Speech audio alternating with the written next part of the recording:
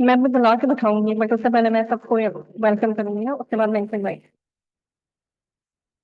अभी वैसे यूजुअली तो ये, अब अगर आप मुझे कहती हैं मैं पहले इनको बुला देती हूँ। हाँ ठीक, ठीक है। दीदी, अ, फिर से जरा कंफर्म करिए, मैं फिर से कंफर्म।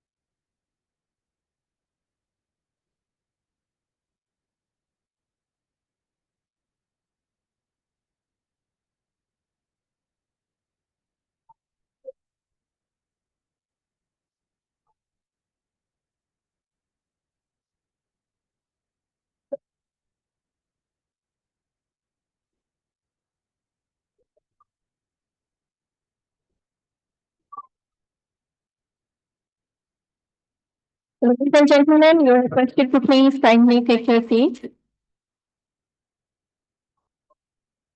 जी जी जी जी।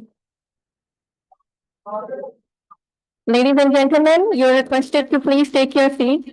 And with the permission of Professor Iqbal Chaudhry, may I invite on stage the speakers of our inaugural session, Professor Dr. Muhammad Iqbal Chaudhry, sir, Madam Nadia Panjwani. Madam, please come on the stage. Please welcome our inaugural speakers.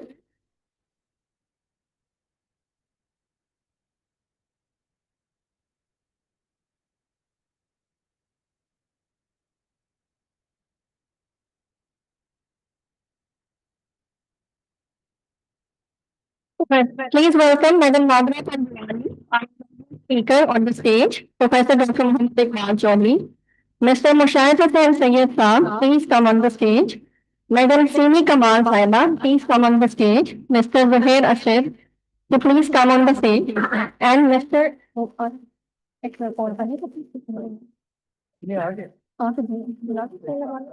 Okay, okay. Mr. Ikram Sehgal, and also may I invite Mr. Ali Takir Sheikh to please come on the stage.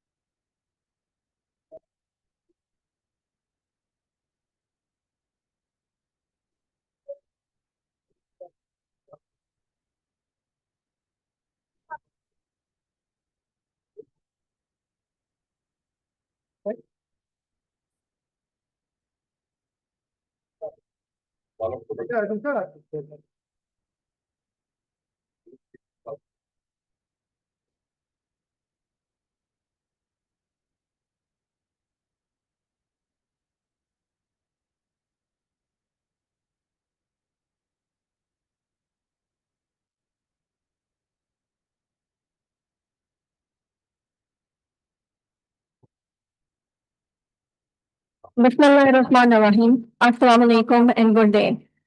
Honorable Ambassador, representatives from embassies, and distinguished speakers and honorable participants.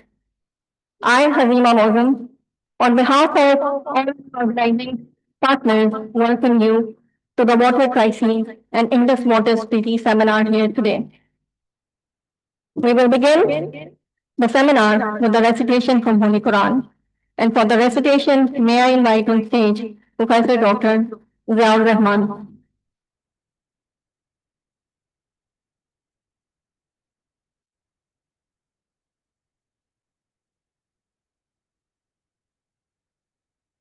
أعوذ بالله من الشيطان الرجيم بسم الله الرحمن الرحيم الله كل شيء لا كل شيء له ما السماوات والأرض والذين كفروا بآيات الله أولئك هم خاسرون قل أفغير الله تأمروني أعبد أيها الجاهلون ولقد أوحي إليك وإلى الذين من قبلك لئن أشركت ليحبطن عملك لئن أشركت ليحبطن عملك ولتكون من الخاسرين بل الله يبدلكم الشاكرين وما قدر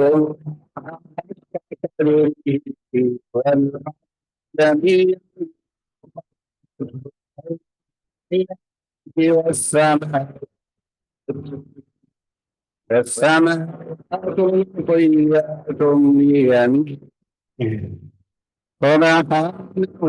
سبحانه وتعالى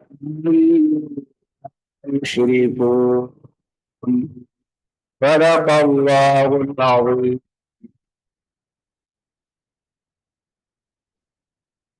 Jazakallah. Ladies and gentlemen, I request you all to please rise for the national anthem.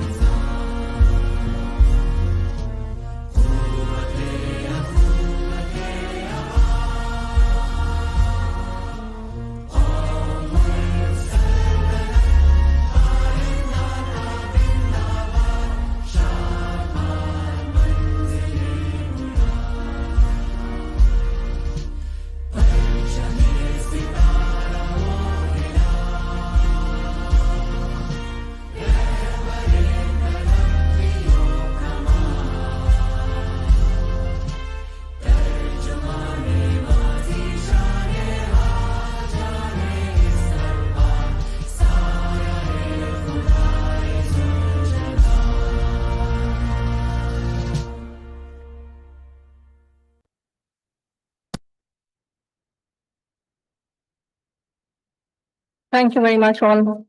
Ladies and gentlemen, this high-level seminar is jointly organized by OIC Comstech, the Karachi Council on Foreign Relations, the Panjwani Hisar Water Institute, and Hisar Foundation. This seminar comes at a critical time. With India's recent suspension of Indus Waters Treaty, the region stands at a geopolitical and environmental crossroads. The aim today is to engage with the science diplomacy and the strategy to appraise Pakistan's options and discuss the rising risks of transboundary water conflict and to promote a cooperative path forward. To deliver the welcome address, I would like to invite Ms. Nadra Panjwani, Chairperson, Karachi Council on Foreign Relations, on the stage, please. Please welcome Madam Nadra.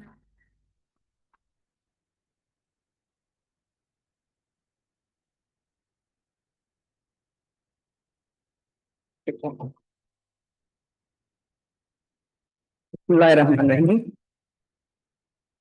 Distinguished diplomats, honorable guests, ladies and gentlemen, Assalamu alaikum and warm greetings to everyone. On behalf of all four collaborating partners for this one-day seminar on water crisis and the Indus Water Treaty, I wish to welcome you to our dialogue on this highly essential and existential topic. Some of you know about the partnership and the connection between our four collaborating organizations that have come together for today's event. But for those of you who don't, here is a brief rundown. Our host, Comstech, Thank you.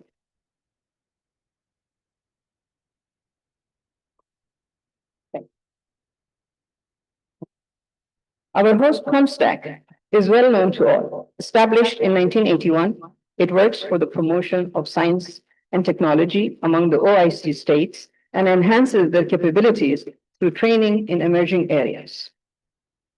Coordinator General comstech, Dr. Iqbal Chaudhry, is one of the most eminent scientists of not only Pakistan, but the entire Muslim world.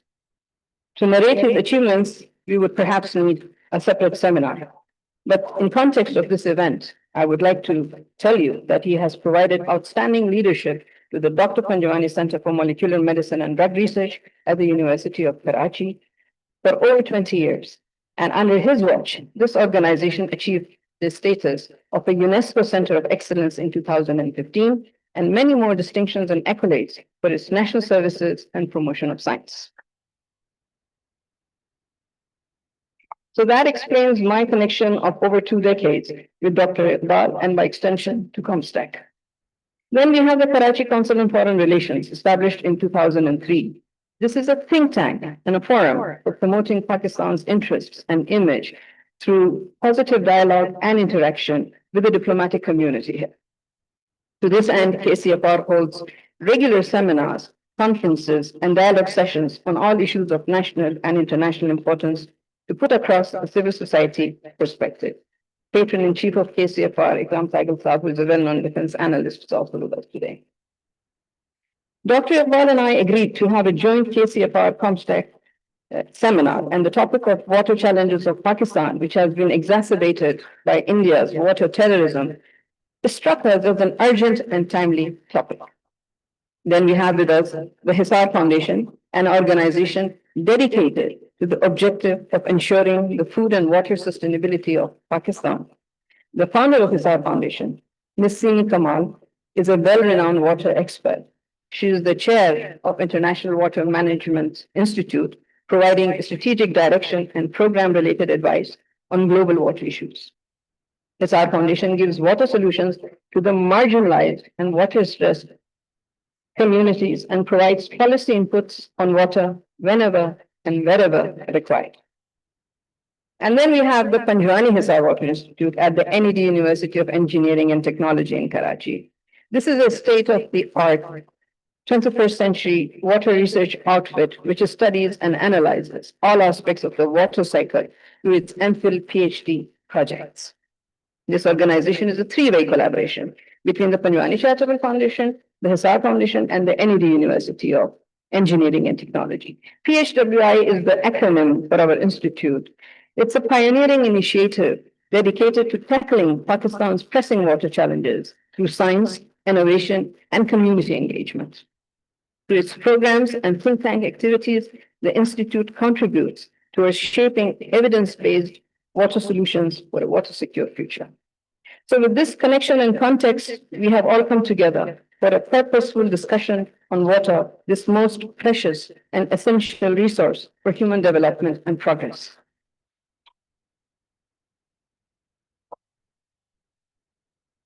Ladies and gentlemen, not so long ago, Pakistan was considered a water abundance country. But today, with our exploding population of over 250 million people, with the full wrath of climate change upon us, with our mismanaged water resources, our detrimental agricultural practices, our lack of proper storage infrastructure, and our dearth of public awareness on water conservation, we are on the brink of a severe water crisis.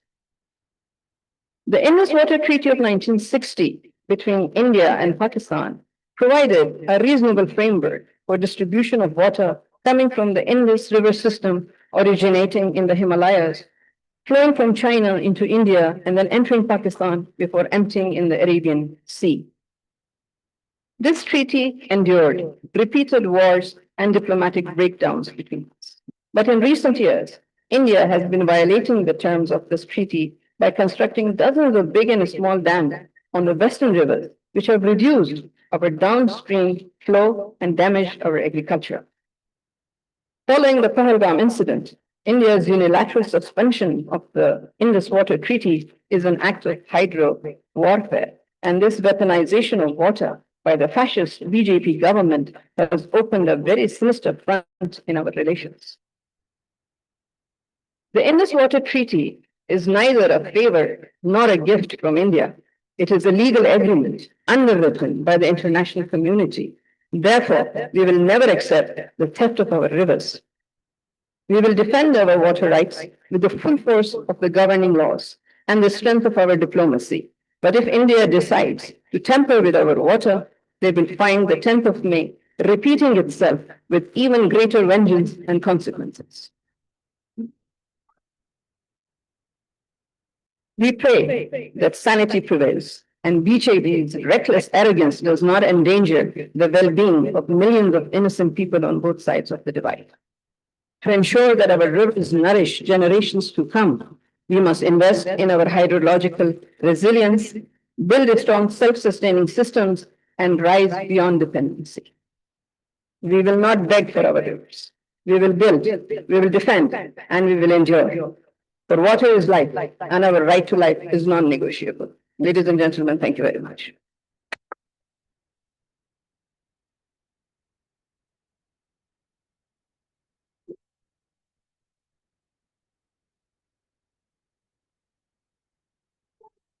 Thank you very much, madam, for a very passionate and all-encompassing welcome. With this, to set the tone for the day, I invite Mr. Zuhair Rashid, member of the Board of Governors, Hisar Foundation, and member Executive Board, Panjwani Hisar Water Institute. Please welcome Mr. Zuhair Rashid.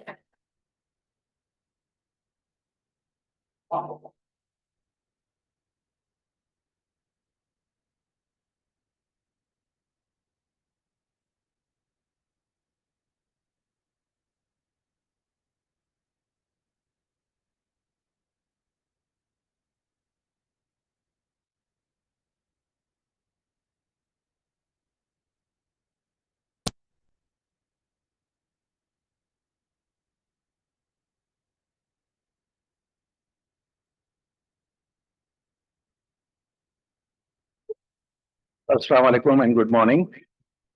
I'm here to talk about setting the context. I will try to fill in a little bit more details about two of the organizations that Nadra Sahaba mentioned, and then I will speak briefly about the context for today's session.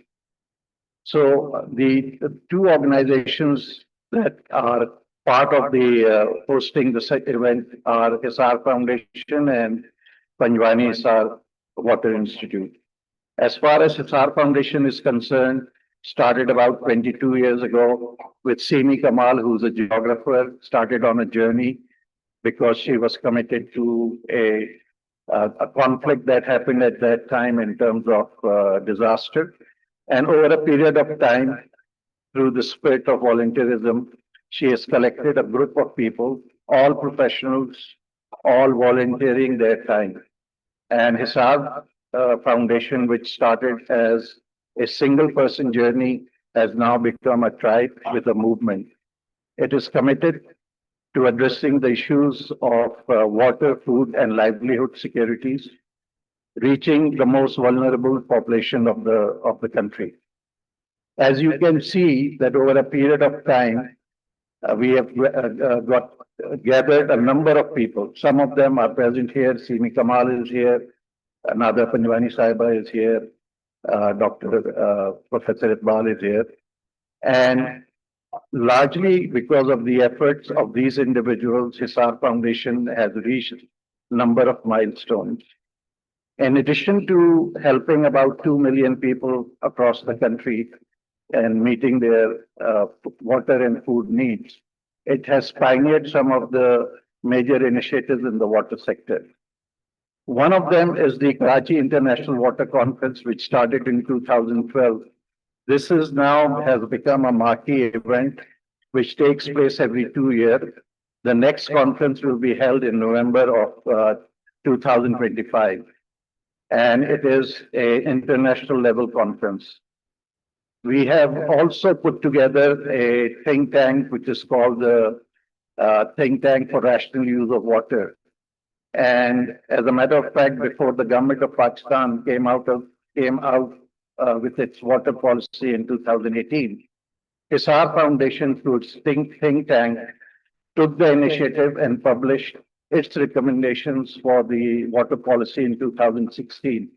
And then through its own sourcing and funding, it went across the country in terms of advocating that policy. That policy over a period of time came to be known as citizens' water policy because it was crafted with the perspective of the interest of the people of Pakistan. And in addition to the think tank, Hisar Foundation has also established Women's Water Network and Universities for Water Network. So that is briefly a story about Hisar Foundation. I would now like to tell you about Panjwani Hisar, Panjwani Hisar Water Institute, which is a public-private partnership initiative. This is a collaboration between NED University in Karachi, Panjwani Charitable Foundation, and Hisar Foundation. And this is almost complete now. We started conceptualizing this in about 2017-18. And we must be complimented for our timing because we started the construction of this facility in the middle of the COVID and the economic crisis, which is 2020. That was because of circumstances.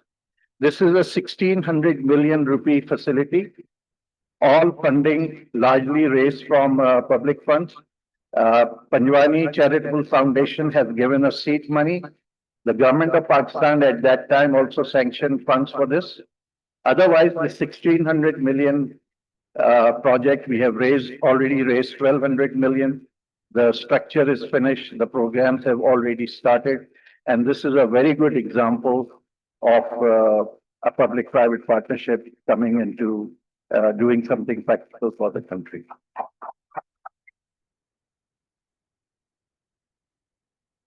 Third part of my brief talk is on setting the context for today. Recently, since the conflict began between Pakistan and India, there has been a lot of speculation in the market, and oftentimes facts and fictions are overlooked. And there is a high degree of hyperbole, a lot of shouting and shrilling, a lot of excitement, especially in the media on both sides. Unfortunately, the reality is quite different. To talk about what is real and what we should, as Pakistanis, be looking at is the session that has been planned today. And we will focus on the geography of things. We must speak from position of strength, knowing what the reality is. So we must understand the geography of Indus Water Treaty. We must understand the history of it and the legality of it. And oftentimes that gets lost in the media and speculation in the social media. So to talk about that, the number of speakers are going to follow and talk about it. And I just thought I'd set the context for it. And I thank you for your time.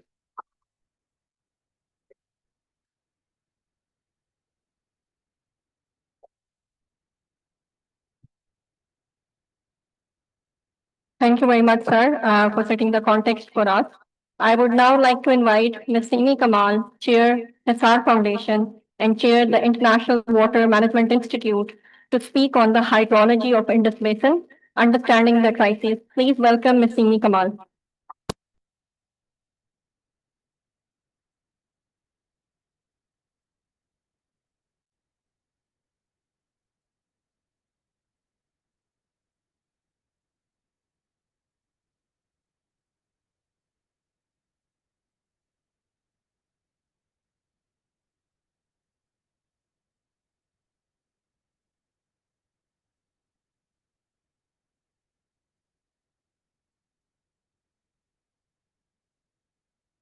Assalamu alaikum and good morning, ladies and gentlemen.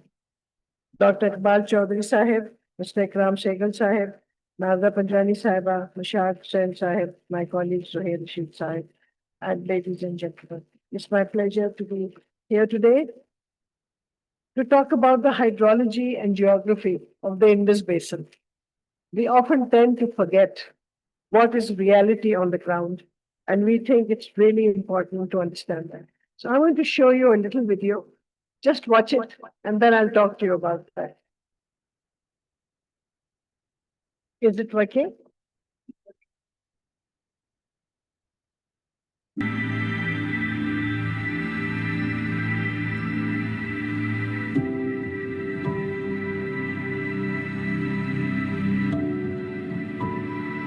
That was the North Pole. Here is the South Pole. You would have heard about these two poles.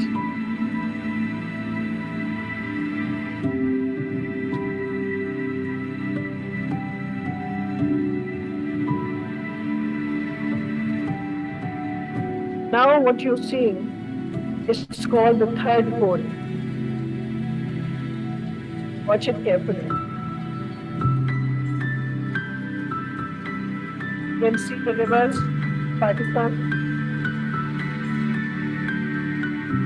where they are rising.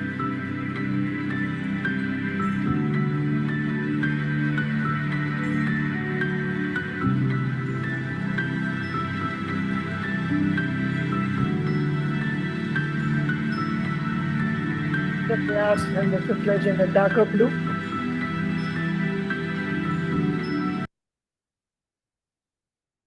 Okay, so what is this third pole? That's what I want to talk to you about. How do I get this off? Okay. So here is what is called a physical map. Many of you must have seen this when you were studying. And you can see over here,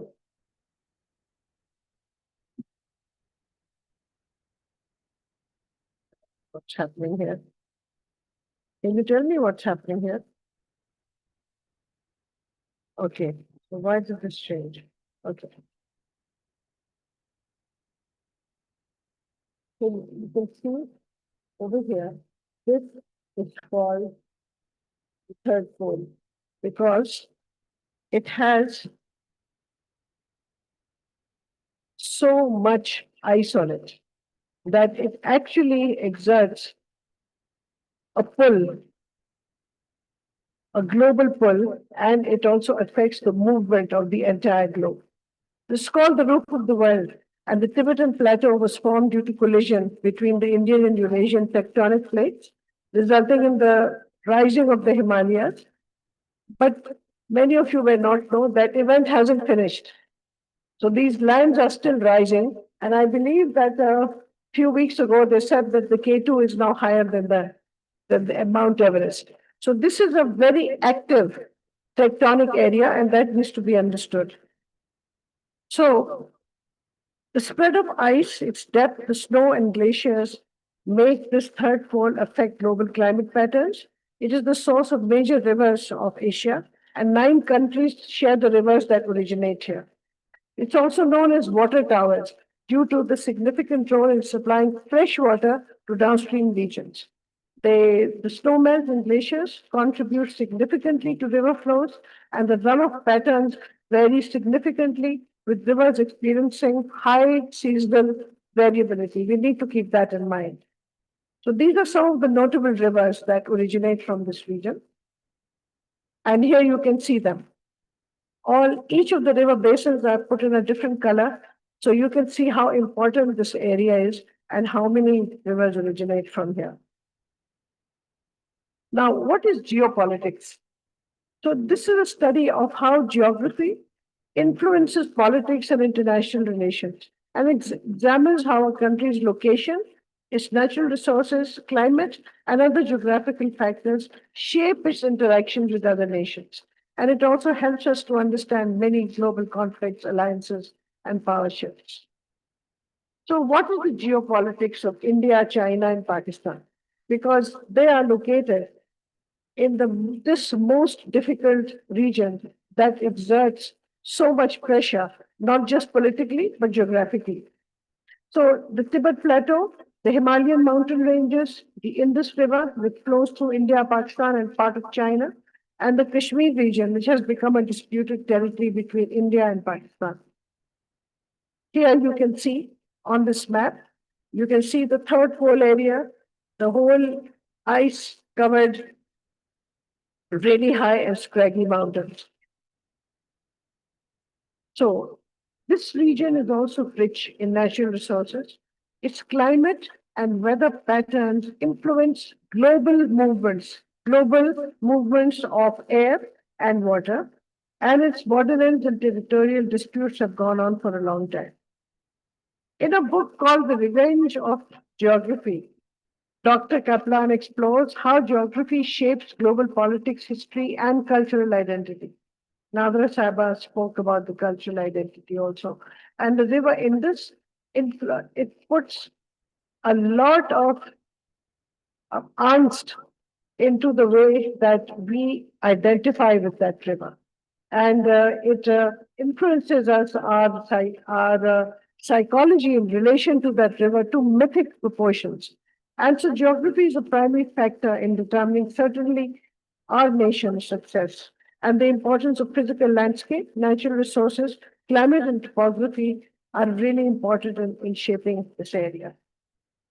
So I will speak of the Indus Waters Treaty only briefly because the next speaker will discuss with you in detail. So this was signed by the military government of the day in 1960. The World Bank provided good offices. There was no water sharing, but actually a division of rivers. This is the only treaty where this has happened. Normally, waters are shared. And we have transboundary rules and regulations now. The UN has a whole convention on it, on how countries are to share water. But this predated all of that. India was obliged to provide water data in a timely manner. Groundwater was not covered in this, and Pakistan received funds from several countries, including India, to build what were called the replacement works. That is, including link canals to take waters from western rivers to eastern rivers. Now, this is a map of the entire basin.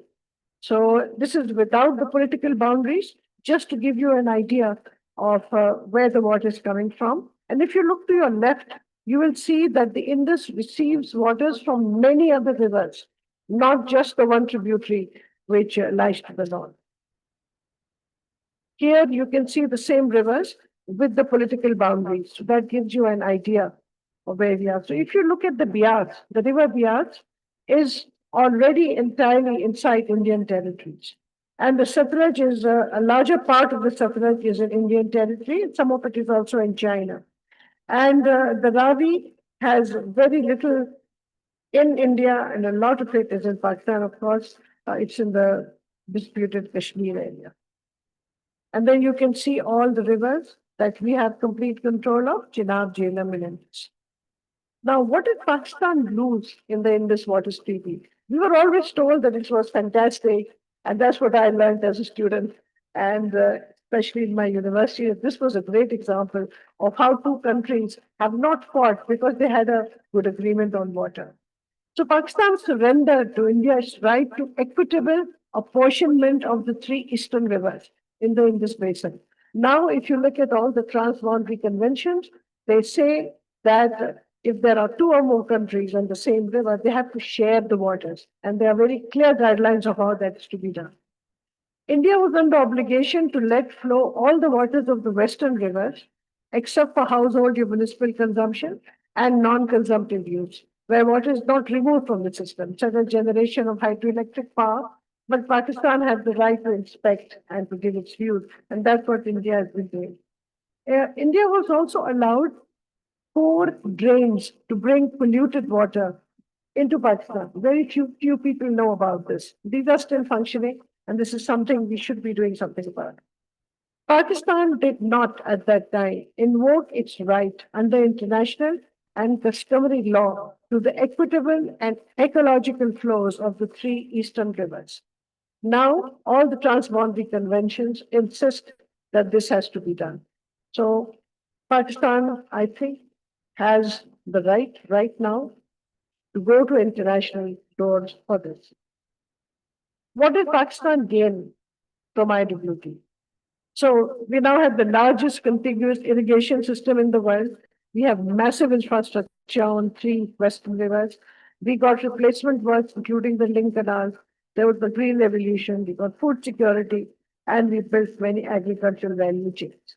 This came about as a result of the funding we received to build infrastructure on the west rivers. This map, many of you must have seen, it's a schematic map to show you how many canals we have built. This is on the Pakistan side. So what is the current water situation in Pakistan? So we have massive water infrastructure assets, all the dams, all the canals, and we must view them as assets. This system continues to expand. We are making more canals and we're bringing more agricultural lands. Pakistan has well over 50 million acre feet of groundwater, most of it in Punjab. This is what a lot of people do not realize, that there's also water underground. And if you look at all the losses that we have from our surface water system, many of us have been pointing this out for the last 2 decades. Not all of it is lost. Some of it is preserved underground. Groundwater now supplies 80% of crop water in the country's fresh groundwater zone, largely in the Punjab breadbasket. So we are not relying so much on canals. We are relying much more on groundwater. And also changing climate is bringing more and heavy rain. Let's talk about transboundary groundwater drainage. Since I've just mentioned that we have this 50 million acre feet of groundwater, and we have 114 million acre feet in the canal system as per the Pakistani accord. But what we are told today is that it's less than 97. So we have 97 million acre feet of water in our surface system, and we have 50 million acre feet of water underground. This was not the situation at the time when IWT was signed. If you look at the Indo-Pakistan border, we don't find a place where the gradient of groundwater flow is towards India. Even underground, there are patterns and there is a way that the water flows. So at two critical sections in a recent study that I have referred to here, the flow gradient is towards Pakistan very clearly. That water is moving from India to Pakistan. These are the underground water movements. And the groundwater mining that is happening in Indian Punjab and Rajasthan areas far away from our border and does not affect our groundwater. So can India stop Pakistan's water? This is what is in everyone's mind, and that's what everybody's shouting about. So remember that rivers are not taps that can be turned on and off. Canals and rivers are different. Canals are man-made, and you have control. They are built to be in the control of engineers, but the rivers are not. They have synergetic underground and surface water movements that are very difficult to control. The ability to open and shut canals is not an ability you can apply to rivers.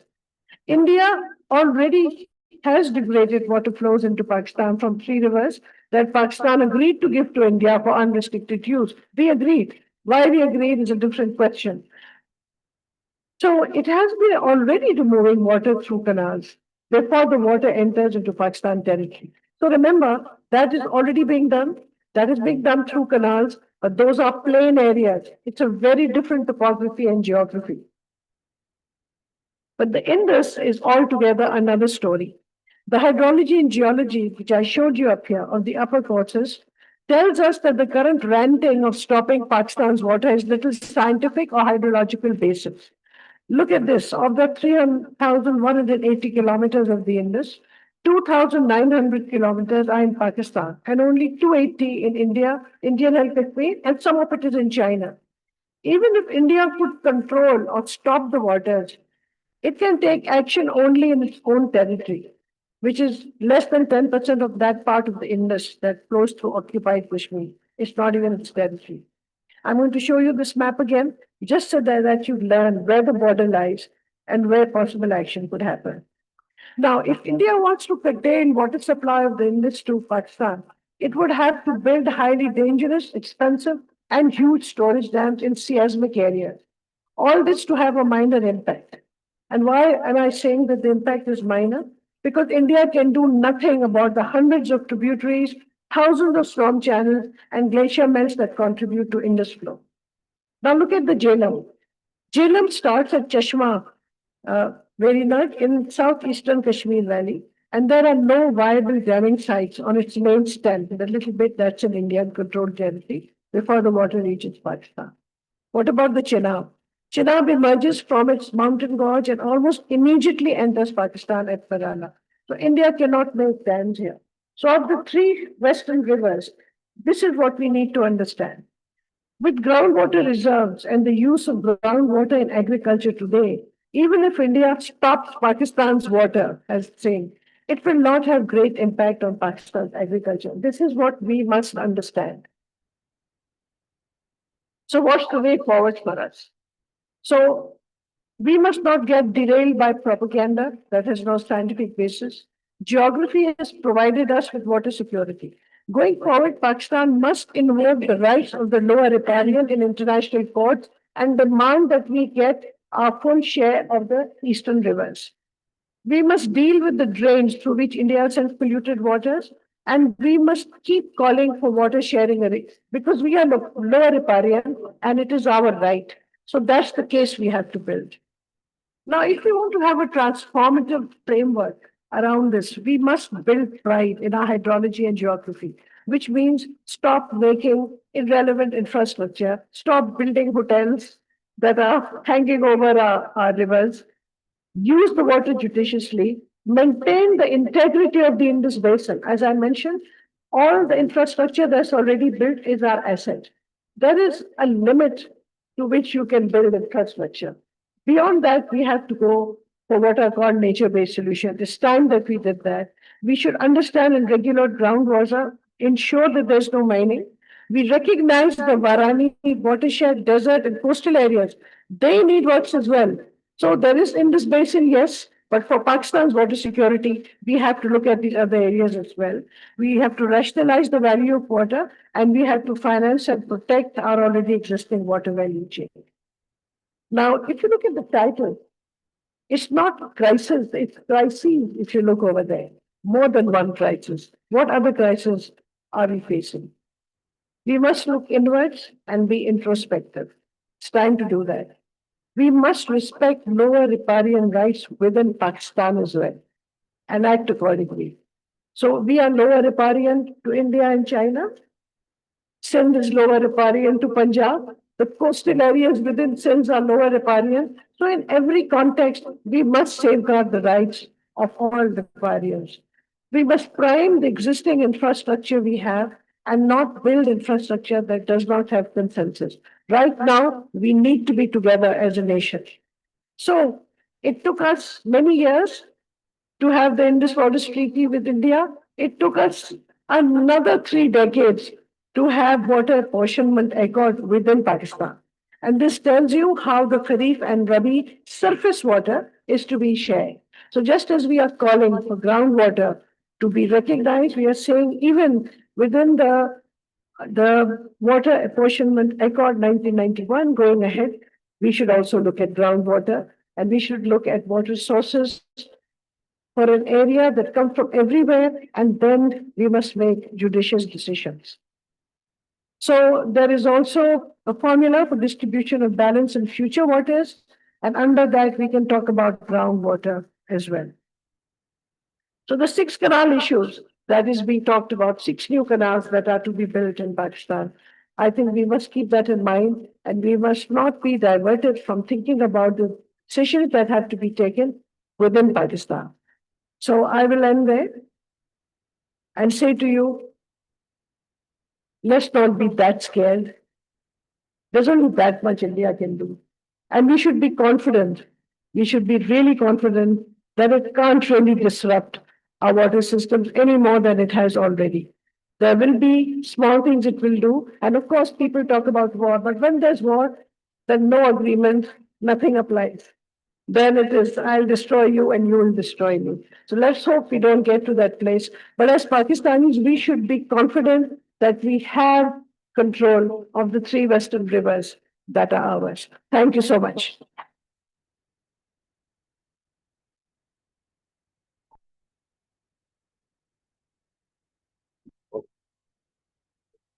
Thank you very much, Madam, for sharing expert opinion on all the crises that we are facing right now. To explain the legal and policy dimensions, I now welcome Mr. Rafi Alam, who is a renowned environmental lawyer, to present on understanding the Indus Waters Treaty. Please welcome Mr. Rafi Alam.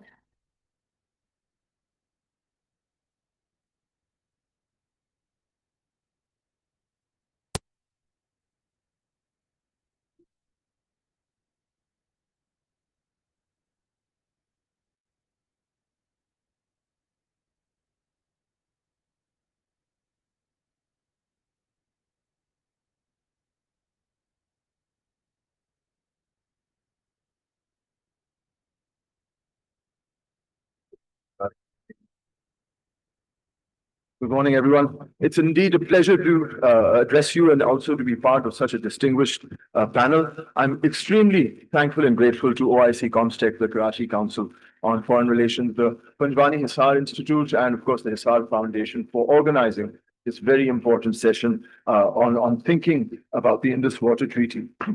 I'll begin and perhaps even end by saying that there is a need to demilitarize our language when it comes around talking about water. I think rationality should lead our conversation before things like fear and the need for some sort of action. Simi Kamal has already expertly identified the historical context of the water, the continental shift and the continental collision that created this wall of mountain that is the Himalayan Karakoram and Hindu Kush mountain ranges, from where we get our water resources along with the seasonal monsoons. Our story on water, as a lawyer, I can only present my case if I present the facts first and then the law. And so factually, I have to go back to when the British took control of Sindh and Punjab in 1842 and 1849, and then in typical colonial style started producing famines by mismanagement, forcing them actually to start the construction of a canal irrigation network, essentially to feed the people that they were governing. I'll take you through some history here rather quickly of the development of canals, therefore, in North India, in the area of Punjab. Goes back to 1358 with the Yamuna Canal built by Feroz Shah Tughlaq.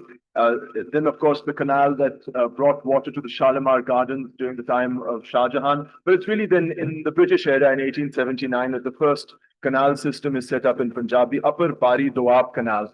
Now, I'll note here that this is one of the few canal systems I'm going to show you that was developed in Punjab that actually crosses the border of what will become India and Pakistan. If you look at the map carefully, you'll see that a portion of the Upper Bari Doab Canal flows over the border, which is printed here as well. The Swat Canal is in Swat, the Sitnai is in Punjab, the Sirhind is in Punjab as well. You have the Sheikh Rakta Canal, which is off the Jhelum, entirely within what is now the territory of India. The Lower Chenab Canal is on our side, the Yamuna Canal is entirely on the Indian side. We have the Lower Jhelum Canal on our side, the Ranbir on their side. The Lower Bari Doab is on our side. And, you know, things are getting het up over here. The Balpur Canal is on ours. Now here in come back to 1918, about 1919 or so, the British state of Punjab agreed to develop a canal system for the princely state of Bikaner off the Sutlej River. This diversion of water through a barrage and canal system basically it sent shivers down the spine of the kingdom of Bahawalpur that felt that those diversions would reduce water supplies coming into their area of Bahawalpur. And so because the governance structure of India at the time, the Government of India Act, recognized water resources and the development of water resources as a state or provincial responsibility, but didn't have a dispute resolution forum. And so because there was no dispute resolution forum, these states had to engage into an agreement called the Tripartite Agreement. It's the first case of a water accord in India. It was in 1919, the Tripartite Agreement between Bahawalpur, the state of Punjab, and the princely state of Bikaner, which, and I should also point this out, operated on the principle of equitable apportionment, which is the international law on how transboundary waters should be shared. So the first transboundary agreement in India actually balanced or used modern international water law as the basis of division. And it was on this then that the Bikaner Canal was developed. The other big development happened, of course, in 1932 with the commissioning of the Lloyd Barrage, now the Sakhar Barrage, raising 7 canals, half of the canal network of Sindh. Now, it was after the construction and commissioning of this canal network that the new governance system in India was applied through the Government of India Act 1935. Now, the Government of India Act 1935 did something very important when it came to water resources. It set up a forum for dispute resolution, the Office of the Governor General. So if any state in British India had a water dispute with one another, they could refer it to the Governor General, who could settle the dispute, or alternatively refer it to an expert commission for some sort of analysis. Now, in the late 1930s, after the construction of the Sakhar Barrage in Sindh, the government of Punjab proposed the development and construction of the Bhakra Dam on the River Jhelum. The Bhakra Dam is a massive piece. It's a 6 million acre foot storage dam, which when it was eventually built and finished in the, I think, the late 1960s, Jawaharlal Nehru called it a temple to modern India, as it were. Now, it was the proposal of the construction of this canal in the late 1930s that sent shivers down the spine of the lower riparian Sindh, that therefore sent a request to the Governor General saying that this proposal to build the Bhakra Dam will have an impact on the Lloyd Barrage. The Governor General referred this matter to an expert commission led by a Bengali jurist, Justice Rao. And Justice Rao, his commission report was finalized in 1942, settling the dispute between Punjab and Sindh and this Bhakra Dam construction. Interestingly, the Rao Commission report also relied on equitable apportionment as the legal principle on trans-boundary water sharing. And as a result of applying equitable apportionment principles, which essentially looks at the needs of both parties and tries to find a middle ground, agreed that the Bhakra Dam should be constructed, but in compensation, the government of Sindh should be given funding for the construction of the Guddu and Kotri barrages. And that's actually where the construction and origins of those barrages come from. Now, while Sindh and Punjab were negotiating on how to divide and construct this infrastructure, partition happened and put a line through pre-partition Punjab and created a lower and upper riparian relationship that didn't exist before. The Bhakra Dam problem would no longer be a Sindh problem, it would actually be an India problem now because of its international border. This is the position at the time of partition in 1947, and other than 4 canal systems, the rest of the irrigation network had nothing to do with the partition line that was divided, that was created. So the idea that partition drove a wedge or a line through the largest contiguous irrigation system of the world is actually incorrect. It divided a few canals, not the entire irrigation network. And this really raises questions as to what we mean when we say that partition drove the necessity and need of the Indus Water Treaty by creating a lower and upper riparian relationship. Well, it's true in 1948, India shut down the upper Bari Doab canal channels that flowed into what is now Pakistan, but only one canal channel. And it was this dispute that actually spurred on the Indus Water Treaty. Just one canal system, mind you.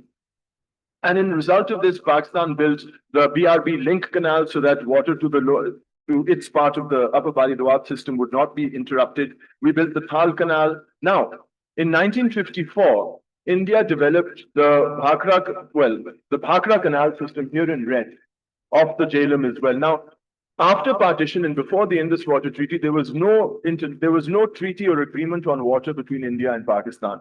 And states have an obligation. One of the principles of international law is not to do any harm to one another. It's a pillar of international law. The fact that India developed these resources without coordinating or intimating to Pakistan was, in fact, a breach of customary international law. Pakistan could have taken this to an international court and sought some sort of remedy, but it chose not to. We continued building canal systems. The Indians built more canals. They're highlighted in red. The Indian canal system diversions of river water that were flowing to Pakistan all constitute a breach of international customary law because there was no agreement between India and Pakistan at the time. In the late 1950s, India proposed the development of the Rajasthan Canal, called the Indira Gandhi Canal, to feed water all the way down to its side of the Cholistan Desert, which is called, incidentally, the Rajasthan Desert on their side. And I should point out, Simi was talking about the rights of lower riparians and these canal systems that are being developed. One of the major canal systems being developed is in Cholistan. The Rajasthan Indira Gandhi Canal has been a remarkable failure as far as providing irrigation water to a moving desert is concerned, and perhaps planners in Pakistan should learn from that experience. This more or less is the position that the water resources in Pakistan and India looked like at the time of the signing of the treaty. Very little impact, actually, you can now see that the treaty will actually have on water resources.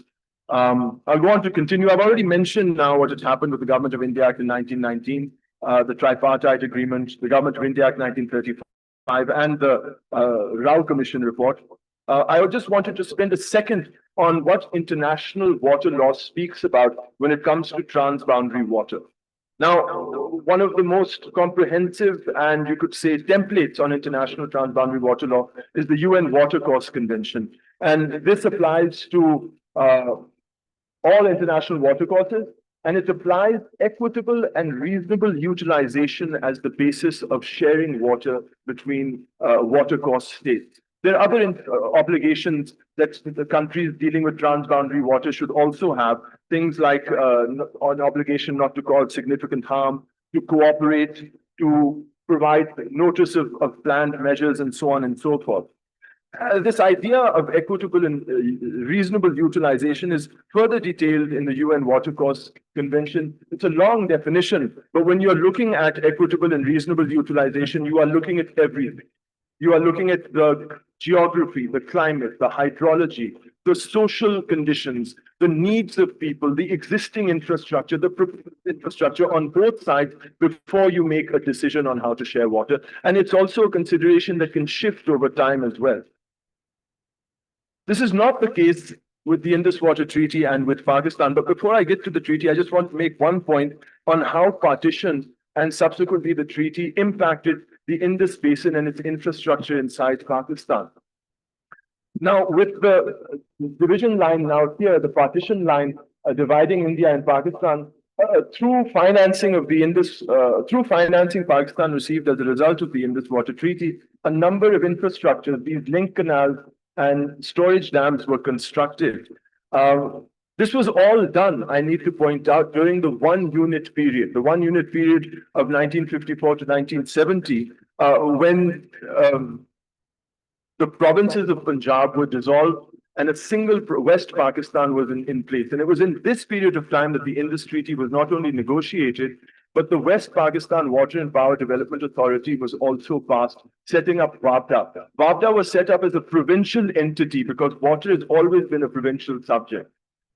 What happened after the 1 unit is, firstly, when Sindh was revived, Sindh had an objection to the Indus Water Treaty because it believed that these diversions of water from the Indus into Punjab's rivers constituted a breach of its lower riparian rights. And secondly, we've set up, with the West Pakistan Water and Power Development Authority being transferred as a federal entity, we now have a federal water authority regulating provincial water subjects. And so there are these two tensions that also arise during this period as well.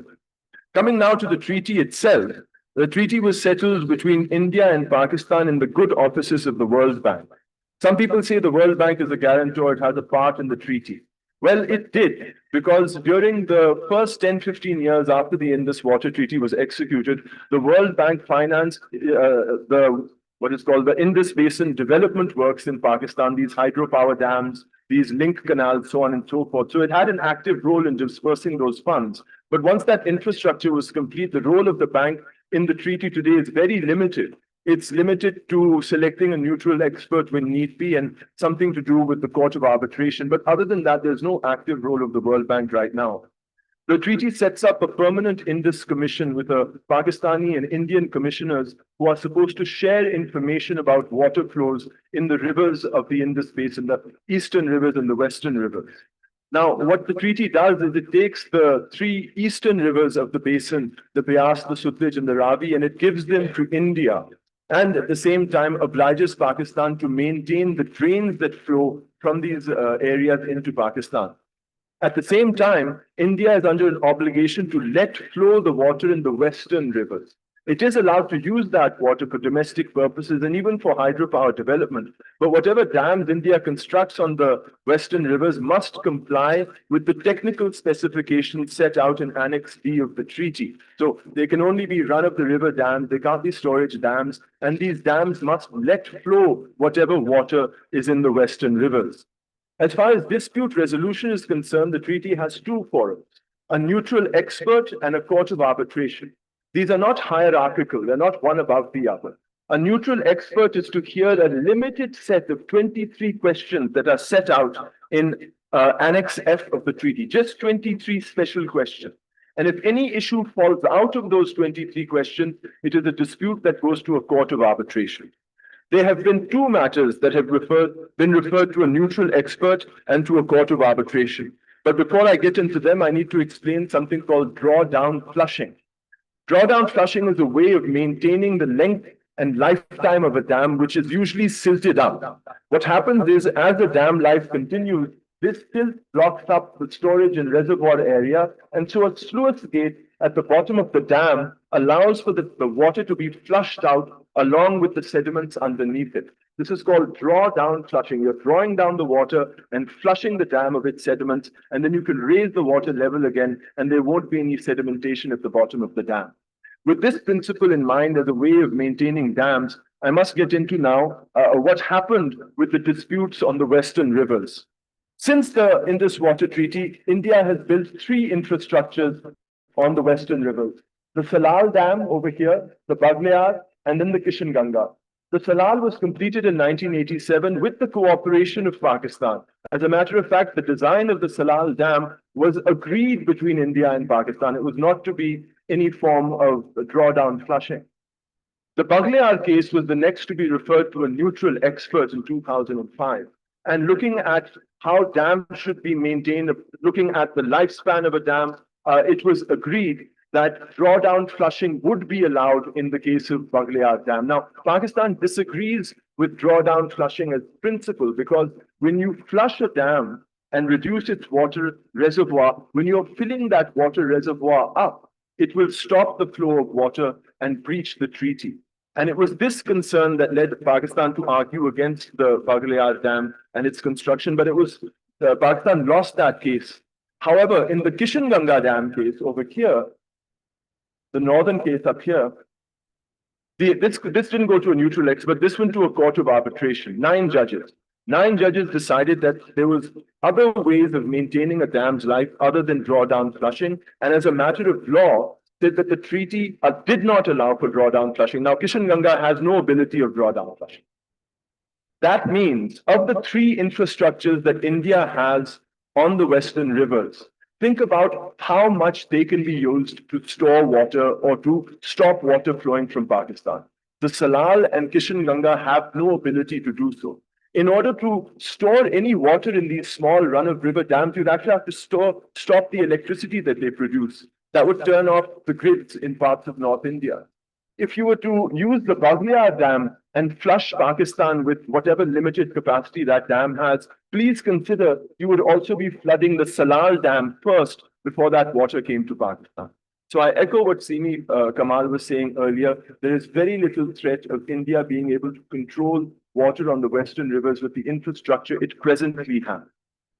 Now, turning to the eastern rivers, coming from north to south, we'll see that on the Ravi, you have the Teen Dam, which was constructed in 2001.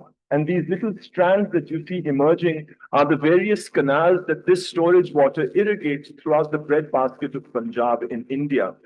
On the Sutlej, you have the Bhakra Dam and you have the Pong Dam, 2 major storages which provide irrigation not just to Punjab and Haryana, but through the Rajasthan Indira Gandhi Canal all the way down to Rajasthan as well. Then on the Beas, you have the Pando run-of-river, which is a small dam as well. These 3 or 4 or 5 infrastructures on the eastern rivers do allow India to store water for irrigation use on its own. Should it choose to flood Pakistan with this water, please note that there is a considerable distance between these infrastructures and Pakistan. It would be forced to flood its own territory. But not only that, once flooding Pakistan, it would deprive its own breadbasket of water for irrigation and agriculture as well. And so one has to assess the threat, just how badly Pakistan can be affected by water flows from the Indian side. I'll conclude with just a few thoughts. I'll echo mostly what Simi was saying. A treaty is in the eye of the beholder. There has been a lot of propaganda to support the Indus Water Treaty. You might have heard, as a matter of fact, that the Indus Water Treaty is remarkable because it has survived conflict between India and Pakistan. As a lawyer, a treaty is a document between 2 countries that is supposed to stop war. Here, the propaganda is so strong that we say, look at this document, it survived war. There are other ways of sharing water. I've already talked about whether India can stop water, whether it can flood Pakistan. But really, when you look at this third pole and the fact that over 2 billion people are fed from the 3rd largest freshwater resource in the world, this is not an India and Pakistan problem. It shouldn't be a problem that's dealt with by dividing waters. It should be a problem that is looked at not just with the climate crisis in mind, but with equitable apportionment principles, not just for India and Pakistan, but for all the riparian states and the people that share these waters. Thank you for your time and attention.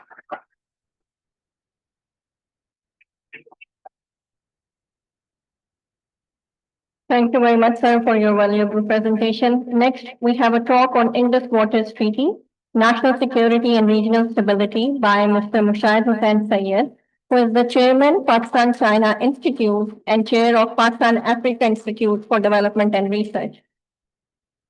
Thank you very much. Good morning and assalamu alaikum, ladies and gentlemen. In the name of the Almighty, the Lord of all mankind. Dr. Iqbal Chaudhry Sahib. I remember when I was a student in Washington, in America, and I was studying in the Georgetown University School of Foreign Service. I went on a visit to California, and I visited Hollywood. And because I'm a movie buff also, so I said, what's happening? I asked him, who is the highest paid person there? He said, the idea man. At that time, it was mostly men. So, and I think you are a good idea man, but you're also a man of action. I must commend you. Comstech is doing a great job bringing people together, and the best minds on this issue of Indus Waters Treaty are sitting in this auditorium today. And today we have had excellent presentations. Ali Taqir Sheikh Saab, my good friend Ikram Sehgal Saab, he's also a man of crisis. And the last time he was sent on a special mission by Mia Saab to United Arab Emirates, just before we had the nuclear tests. And that was in May 1998. And he came back with a very positive message. And the two ladies, Nadra Panjwani and Simi Kamal, I just came back from a visit to China and then also to Russia. And in China, I was reminded of a saying of Chairman Mao. He said, women hold half the sky. So these women hold more than half the sky on this issue. Thank you so much. And Zohair Ashur Saab, it's a pleasure, sir. And distinguished ambassadors, diplomats from different countries, it's a pleasure to be here, to be speaking on this issue. When this issue came to the forefront after the terrorist attack in Pahalgam, and India announced that they would have the Indus Waters Treaty in abeyance, the television channels and the media asked me what are the implications of this decision. And in Urdu, they were saying mortal, which means suspend, or mansukh, which means abrogate. I say it's neither. Holding in abeyance is a very technical term which doesn't mean anything. Because, you know, the English language is such that you can have this gray areas and ambiguity. And I said then on 24th of April that India should not forget that the geography of this landscape where we are located does not just include India or Pakistan. If we are the lower riparian to India, India is the lower riparian to China. And the Indus and the Brahmaputra, the rivers, they originally come from there. And if, as they say, two can tango, if they do this to us or try to threaten us, others can do that. And lo and behold, a week later, Mr. Victor Gao, who is the leading specialist in China, who came on Indian television channels, he said that these issues should not be raised because other countries can also use this as a weapon. So that is the key element. First of all, we should identify the issue. The issue is basically political. It is not technical. And India is driven by its animus, its bigotry, its hatred, because we have a regime in New Delhi today which is based on religious extremism and which has an ideological foreign policy approach to Pakistan. I'm referring to the RSS, which is the ruling party. And by the way, ladies and gentlemen, 2025 is the 100 years of RSS. The RSS emerged in 1925 as a fascist organization inspired by Mussolini's fascism and Nazism as a racist organization. And they are, even if you see that videos, They wear the khaki knickers and the white shirt, and the salute is like this. Not, it's almost similar to Heil Hitler, you know. This is because that's their inspiration. And these people are the killers of Mahatma Gandhi, the father of the nation of India. So they are extolled. Nathuram Godse and others were part of RSS. Yes, and the same symbol also, swastika. So it's important to understand where they're coming from. So what are the issues? And I think Mr. Rafi Alam has explained it very well, and Simi also, yourself, and Nadra also. And I think the very uplifting message came that right now there's absolutely no threat, but we know that India is up to no good. What needs to be done? So how do we identify the issues? First, it is the weaponization of water. And that is something they are trying to do. And according to the Chinese, they said if they do that, that would be a crime against humanity, quote unquote. Because water, as Nadra Panjwani said rightly, water is life, and we have the right to life. And I think Sini put it very well that our geography provides us with water security. So I think we are well covered in that.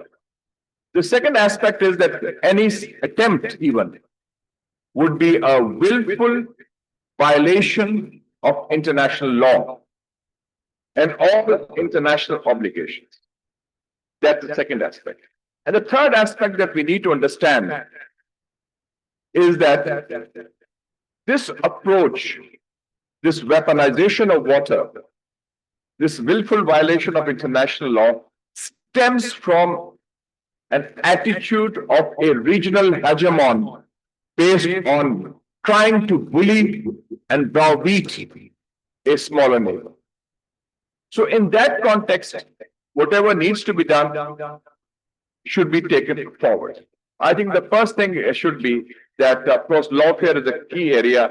And after this seminar is over, with the permission of Professor Chaudhary, I will ask Mr. Rafi Alam for your CV, because that CV should go directly to the Foreign Office and to the GHQ and all the relevant stakeholders, because we need these brilliant legal minds to take this aspect forward.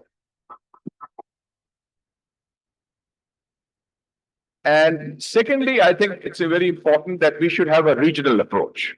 It's not just about Pakistan. Pakistan is located in the area where there's China, there's South Asian states, Bangladesh, Sri Lanka, Nepal, Maldives, and the Central Asian republics, Kazakhstan, Kyrgyzstan, Uzbekistan, Tajikistan, Turkmenistan. And we should learn from that. I remember in May 2023, there was the China Central Asia Summit hosted by President Xi Jinping in Xi'an. That is where the Silk Road started 2000 years ago. And in the final document, which my good friend, the very brilliant and dynamic young ambassador of Kazakhstan, Yerjan Kristofan, shared with me, in that document, they have 3 or 4 paragraphs on water issues pertaining to Central Asia, which are relevant for us. The issue of the Aral Sea, which was Kazakhstan, Uzbekistan, and other Central Asian countries. Water scarcity, ecological issues, the use of technology. So these, I think we can learn from the example of Central Asia, because I believe, Ambassador, you're having the summit also again in Astana now, Central Asia, China summit. So I think this is a good opportunity, because Pakistan has to have a regional approach, and especially with countries like the Central Asian countries, China, and Bangladesh also. Because Bangladesh is also, mashallah, now again a strategic partner, and we welcome the developments in Bangladesh which have happened, which are very positive for the region. And we are proud of that. And the leading expert on Bangladesh and Pakistan is sitting here, Ikram Sehgal himself. So I think that needs to be done. And also, I think, more importantly, or equally importantly, is what Simi said, that we have to devise our own homegrown national water strategy. Because there are issues within Pakistan, issues of governance, issues of other impediments within provinces, and for the people of Pakistan, a citizen-led task force. So Iqbal Chaudhary Sahab, I would advise you that since you are here, mashallah, and you've got these people together, that perhaps there should be thought to establish a people's task force on devising a national water strategy. which can include led by Simi Kamal, Nadra Panjwani, Rafe Alam Saab, other people who are experts, so that governments, of course, they will send delegation, other things, and you should, Simi, come out with this clear strategy by 14th of August. Cut. These are the issues, what needs to be done at the regional level, global level, and national. Done. Okay. Give me your CV. There's no question right now. So I think that's extremely important because I agree with her, and this has also been my view. There is no urgent or imminent threat from India. It only is an expression of ill will. In concrete terms, it does not mean that they are able to stop our water, because they're not able to do that, even physically, if they want. But it's a certain threat. It's an expression of a certain malice, a certain negativity, and a mindset that doesn't wish us well. For that, we should be prepared, and we should prepare that strategy. So in that context, I think this has been a very important initiative. And we should not also forget that the president of the World Bank, Mr. Ajay Banga, himself said that India cannot unilaterally abrogate or disown this Indus water stream, because it's an international treaty obligation. So law is on our side, the cause of justice is on our side, geography is on our side. And I think that now we have to develop the vision and the will to formulate this national water strategy, and the manner in which we dealt with India militarily, with professionalism and with strength, and warded off the aggression and gave them a bloody nose, which, by the way, has been appreciated when I was in Moscow also, and also in China. There was a lot of people, but because people don't like bullies. And anybody who tries to bully, if they are bashed up, then people appreciate that. Because the cause of the bully is based on might is right, when the actual issue is right is might. So I thank all of you. I thank the comstech and you're doing a great job, not just on science, technology, but also on other issues. And keep it up. And I'm very grateful for the organizers and the Karachi Council of Foreign Relations, the Hisar Foundation, and especially Nadra, the two ladies who hold half the sky, Nadra and Simi, for taking this initiative, and Ikram for being the behind-the-scenes guru in all this initiative. Thank you so much. It's been a pleasure.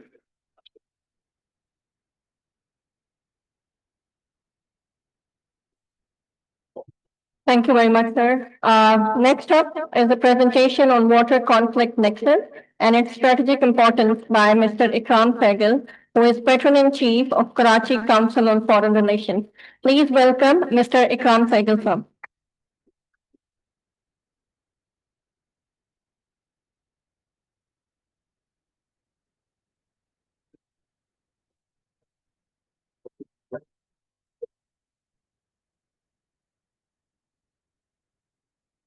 Bismillah ar-Rahman ar-Rahim. First, thank you, Barta, for having me here. And of course, Sini Kama and Nadra Panjwani, what can I say? I agree very much with Mushahid, two ladies holding up the sky.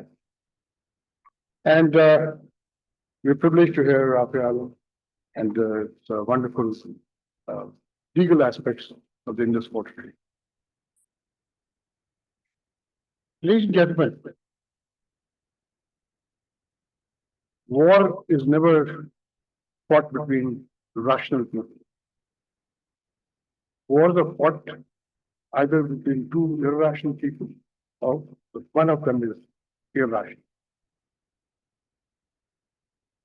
Water is a conflict.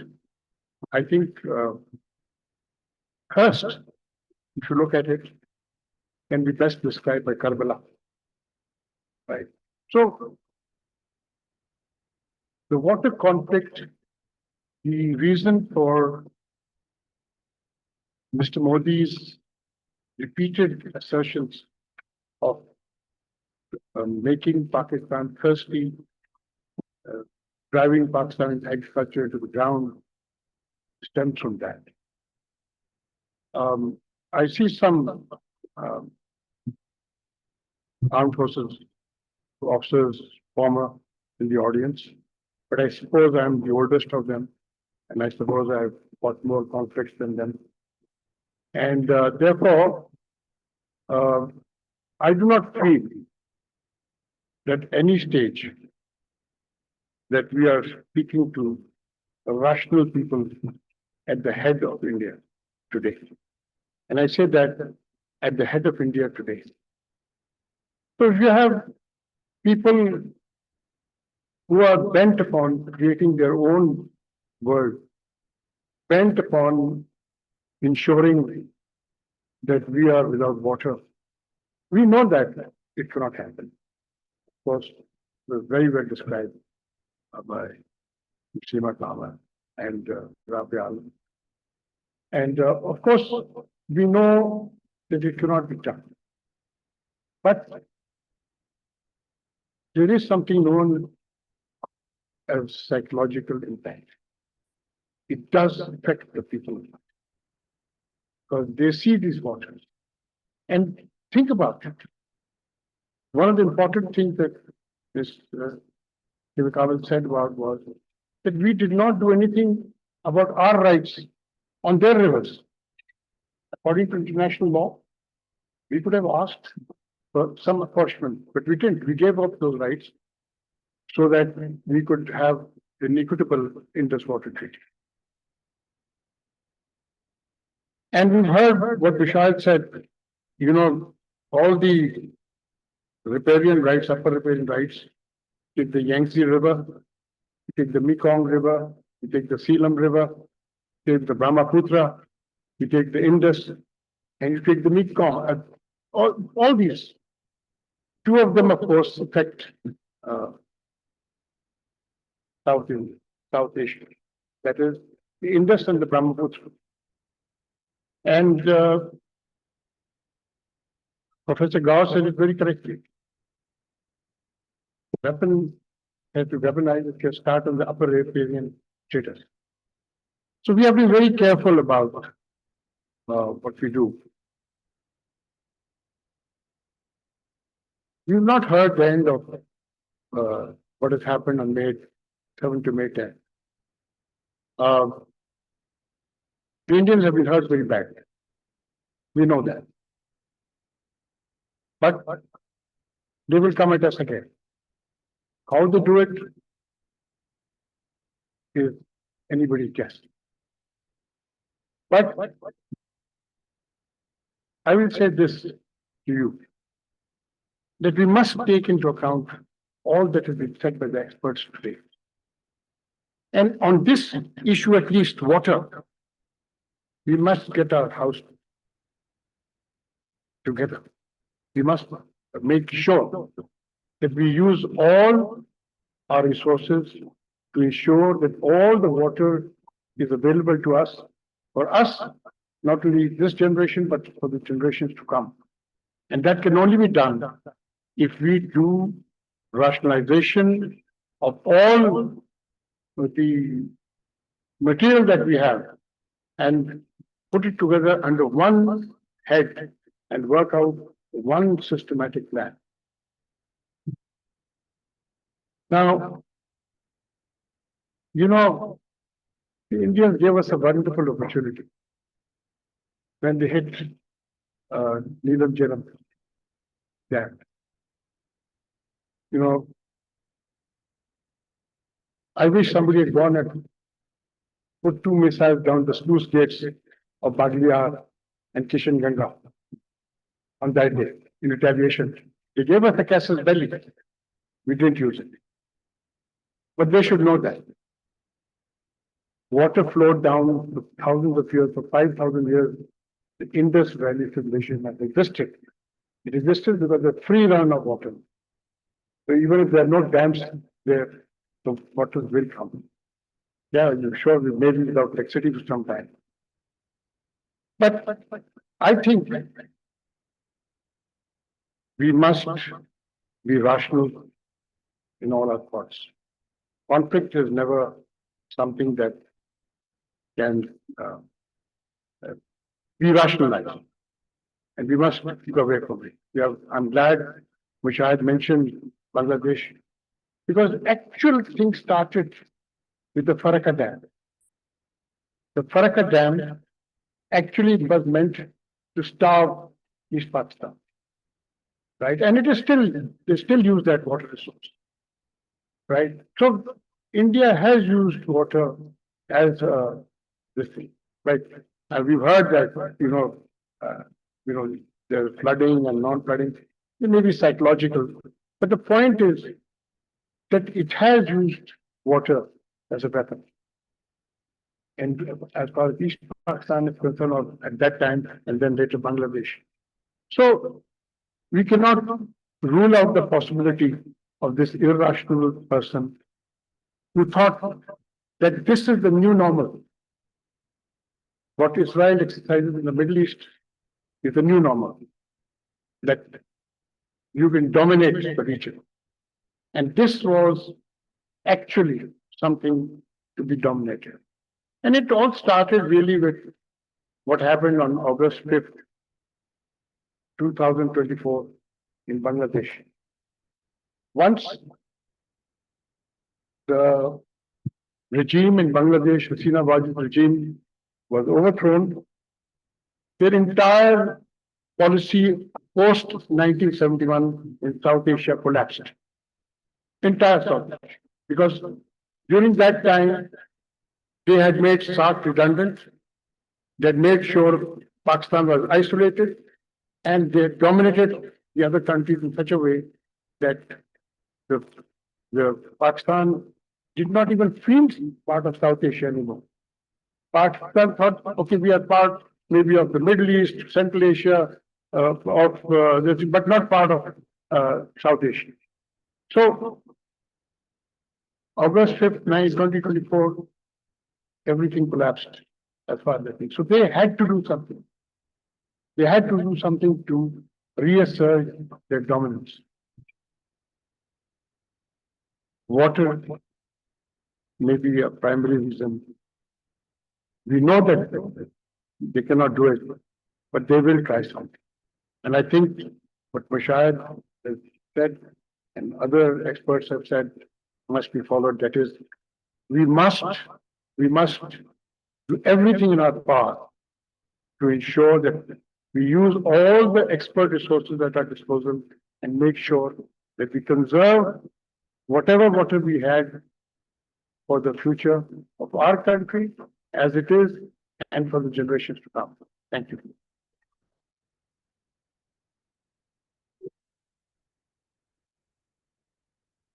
Thank you very much, sir. Now I would request Madam Nadra Panjwani to present traditional gifts from friends to Mr. Musharraf Hussain Sayyed on behalf of Karachi Council for Foreign Relations.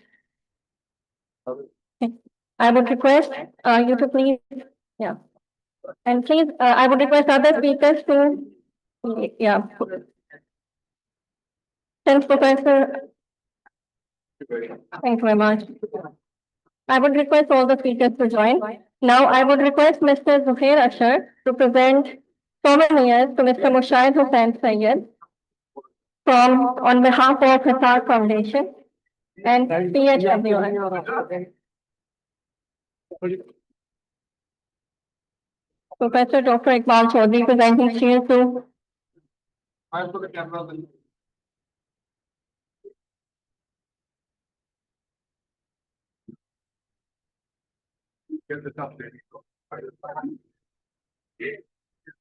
Thank you very much, ladies and gentlemen. With this, we will leave for group photo outside. This group photo will be followed by tea session, and we will resume our technical session after this 10 minutes of tea break. Thank you very much, everybody, and excellences for joining us. Thank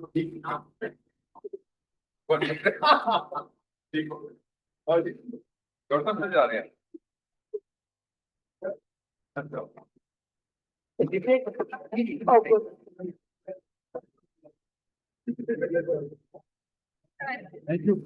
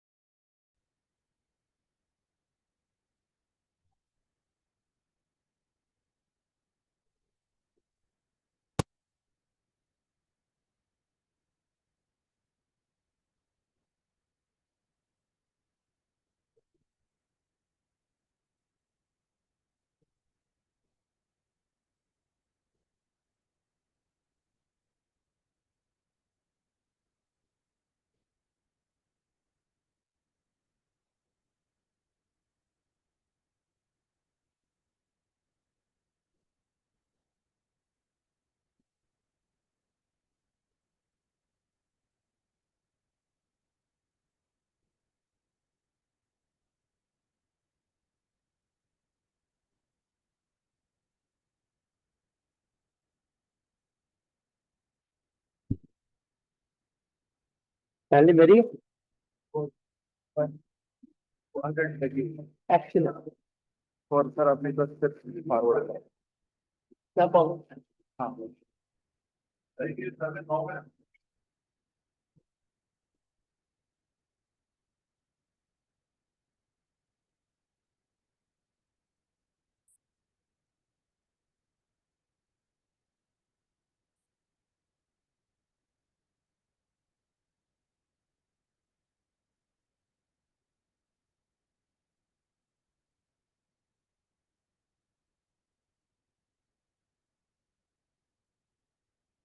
Welcome back after the tea break. Uh, Water is the essence of life here today. Scarcity and dispute threaten our shared future. The Indus Water Treaty, a landmark agreement between India and Pakistan, faces new challenges amid climate change and growing demands. Historically, the Indus Water Treaty signed in 1960 between India and Pakistan has long been held as a model of transboundary cooperation. But with the shifting power patterns, melting glaciers, and competing national interests, it future under strain.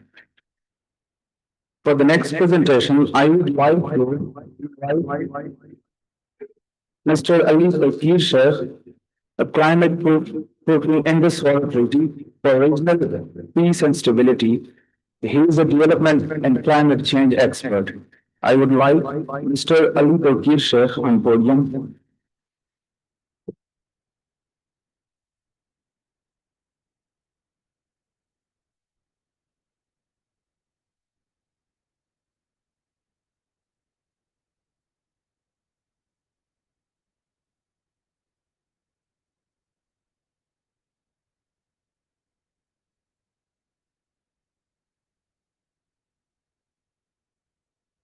Dr. Iqbal Chaudhary, Coordinator General Comstech. Madam Radha Pandwani. Excellencies, distinguished ladies and gentlemen. It really is a true privilege for me to attend to the presentation this morning. It was a feast by all standards. We have learned tremendously, and I'm glad that we had a tea break because the presentation that I have prepared for today is meant to help us think. I think some of the points that I'll make will be readily agreeable. Some will be more uncomfortable for us, and there'll be some, to put it mildly, you will say that we need more time to think about that. So I think I'm going to take next 20 minutes or so on a thinking journey. And the first point that I want to present to you is that my central thesis is very simple. That putting treaty in abeyance is a threat. Not necessarily a threat only from India that it has put the treaty in abeyance, but Pakistan's reaction can make the situation more complex. And therefore, our responses need to be much more measured, less vocal, more scientific and technical, and designed for a longer time period. And I'll speak about that a little bit. And if we are able to do that, then there'll be opportunities in this crisis for us. And I would like us to think about three aspects of the analytical framework that I'll present to you. First, from India's side, since abeyance is not a legal technical term, it's a political term. The worst thing that we can do to ourselves, with apologies from Hamid Sheikh Saab, is give a legal response. India, in its letter to Pakistan, has pointed out that Pakistan dragged decisions that adversely affect progress and development of water sector. India may or may not be right, but legal processes will take many years. It will put the treaty in abeyance for much longer period. And end of the day, even if we win the case, there's no law that I am aware of that can make a sovereign to accept decisions by any international court. Not a larger country like Pakistan. And going for a legal response, Rafe, will be more like outsourcing thinking to brilliant lawyers who will tell you that our case is very strong, and government will say, okay, we don't need to think, our lawyers and teams will be handling this. So my first submission is that it's a political challenge. The response has to be political and diplomatic, not legal, not at this stage at least. The fact that it's in abeyance means that India has left the door ajar for and created a negotiation space. And exercise like this is an exercise in finding how do we exercise or avail this negotiating space. Second, the letter that India wrote, many of you have seen that, mentioned the factors, precisely for those factors we need the treaty. It mentioned demographic trends, it mentioned terrorism, it mentioned climate change. And climate change, for example, leaving demographic and terrorism aside, even though as a Pakistani we can claim that Pakistan has never invoked water terrorism that we could have done. But leaving that aside, the question is that climate change will create possibly more opportunities to make this treaty more robust, more relevant, more dynamic for another 50 or 100 years. And third, since the response action is political, time is on our side. We just heard there is no immediate threat to water supplies to Pakistan. There may be long-term threats. So therefore, we have to mark our time for political change in India when more conciliatory government comes that is less prejudiced against Pakistan, and therefore we need to follow a road that takes to technical approaches, technical engagement, working groups, and slow down our own style or reactive rhetoric. So these are three elements I'll try to build my point on. There are many miscalculations. Let me mention some miscalculations from India. India thinks that treaty benefits can be reaped without fulfilling its obligations. When you try to overdo and low riparian objects to your drawings or designs of structures, then you think that you need to get all the benefits without necessarily realizing that there may be obligations that you need to be sensitive to. Second, they made a strategic error by adopting a unilateral approach, and we have just heard that many people in the world are saying that you can't walk away or wish away a treaty that is between two countries. And it's not only between two countries, there are three signatories. One is the World Bank, and World Bank's role as defined in the treaty can be read in more conservative terms, only to appoint neutral experts or whatever, but also they have played a role in the past as mediator. For the last 70 years, they have been custodians of a trust fund, and that trust fund has contributions from India as well as from the biggest contributors to the World Bank governing structure, such as the United States, such as the UK. So it's not that easy for the World Bank to shrug away from its responsibility and saying that I can be helpful only in two situations. That there's more to it, and therefore we have to. India raised several points. Some of them I can be very sympathetic to, and many of you can be. But the point is, they never presented those points. They never rose in the commission under Article 7. Article 7 of the treaty is about areas where new issues can be discussed, researches can be done, agenda can be expanded, new annexures and appendices can be added, new protocols can be agreed and added to the treaty. That's a treaty enrichment clause within the treaty, Article 7. And climate change-like thing that would be there for decades to come could have been a very robust and dynamic way to keep the treaty relevant. That's a missed leverage that India had. And then, yes, it may be helpful in political campaign these days in domestic Indian politics. But if you put the treaty in a longer term in advance, there'll be a political cost both inside and outside the country in India. This is not to say that Pakistan has not miscalculated either. I will present to you 4 elements where I think Pakistan could have done better.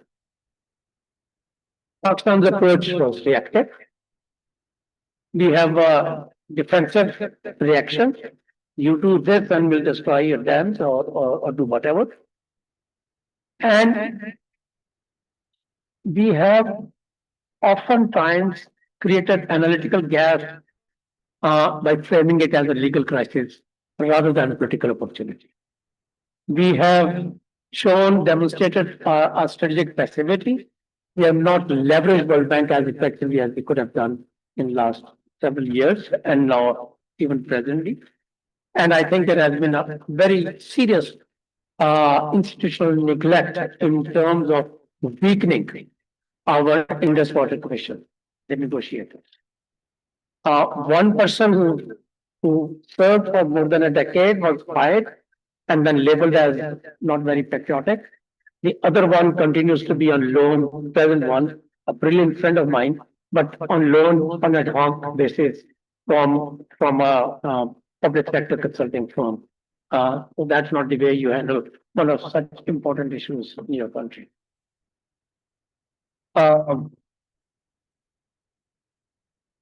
In my humble view, India would be looking for a fig leaf. If not today, in 2 years' time, 4 years' time, as the government changes, new government comes here, and that is where I think we need to provide India a fig leaf to create that negotiating space that I referred to. The treaty was signed at a time when climate change was not an issue. If you read the treaty, it doesn't mention ecosystems. It doesn't mention the word environment, let alone climate change, let alone adaptation, mitigation, and terms of the sort. That does not necessarily mean that treaty is taken. It means we could have tried to enrich the treaty, and I want to highlight a few points. Treaty focuses on fixed allocation. These are your rivers, these are my rivers. We are not shared the water of rivers. We are divided. It's in some ways a divorce agreement of British Raj. In some ways, it's a gift of Cold War. That okay, this is what you'll have. But we are forgetting that in this bifurcation, climate change creates interdependence. There are several climate change related elements that all of you know from the topic of fact. Heat wave, it will come to India first, then reach Pakistan. In every instance, it will visit Pakistan. Monsoon, early monsoon, late monsoon will begin in India. Cloud outbursts, and so on and so forth.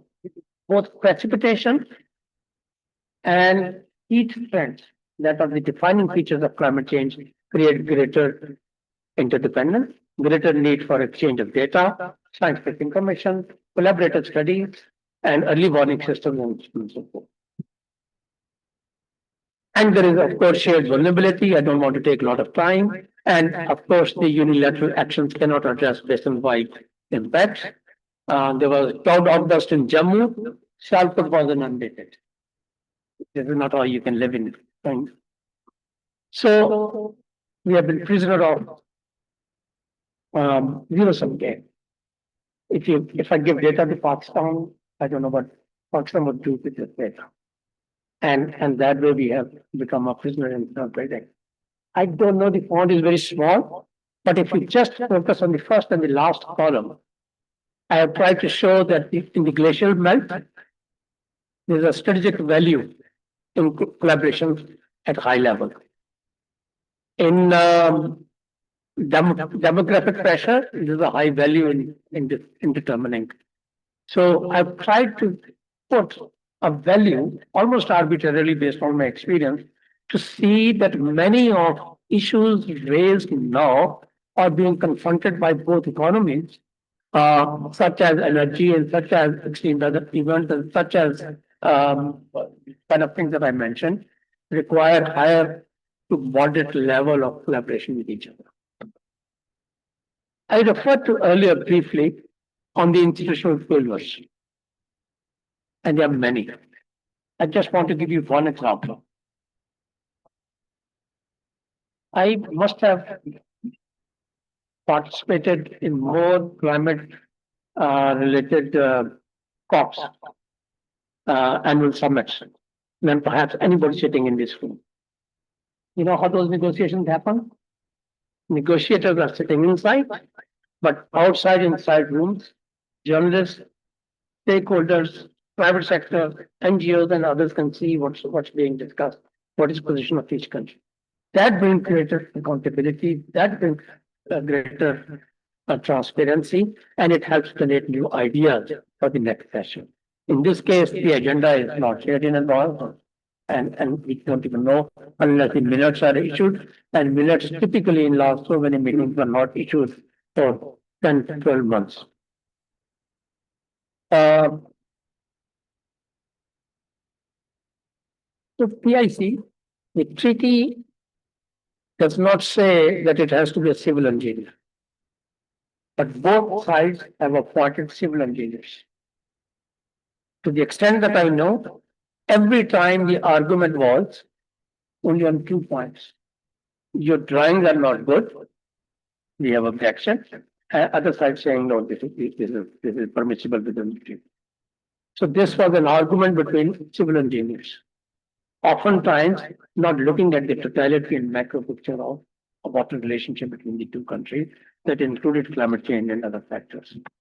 So the reason I'm mentioning civil engineers is we'll make an objection. We'll say, okay, we'll check with New Delhi.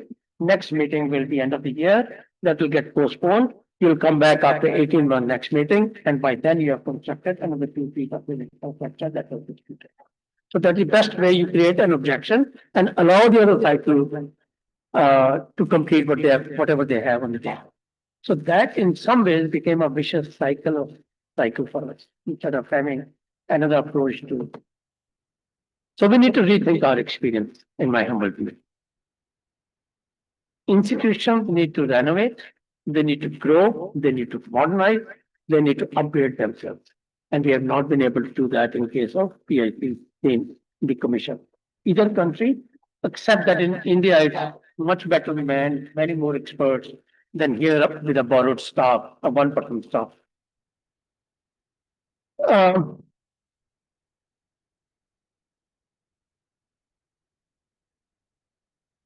There are several treaties. India and Pakistan are not unique. Somebody mentioned India's water terrorism. Just from the top of my head, India is not allowing Bhutan to negotiate with China, and there's no treaty or agreement allowed except for MOU. India is not allowing Nepal to have this resolution with Nepal, and they had water maps between Nepal and India, whereby India claimed Nepal area to have direct border with China in the water important area. India is not allowing energy trade between Nepal and Bangladesh. India has diverted 14 waterways, rivers, from Bangladesh for Fakha Barrage.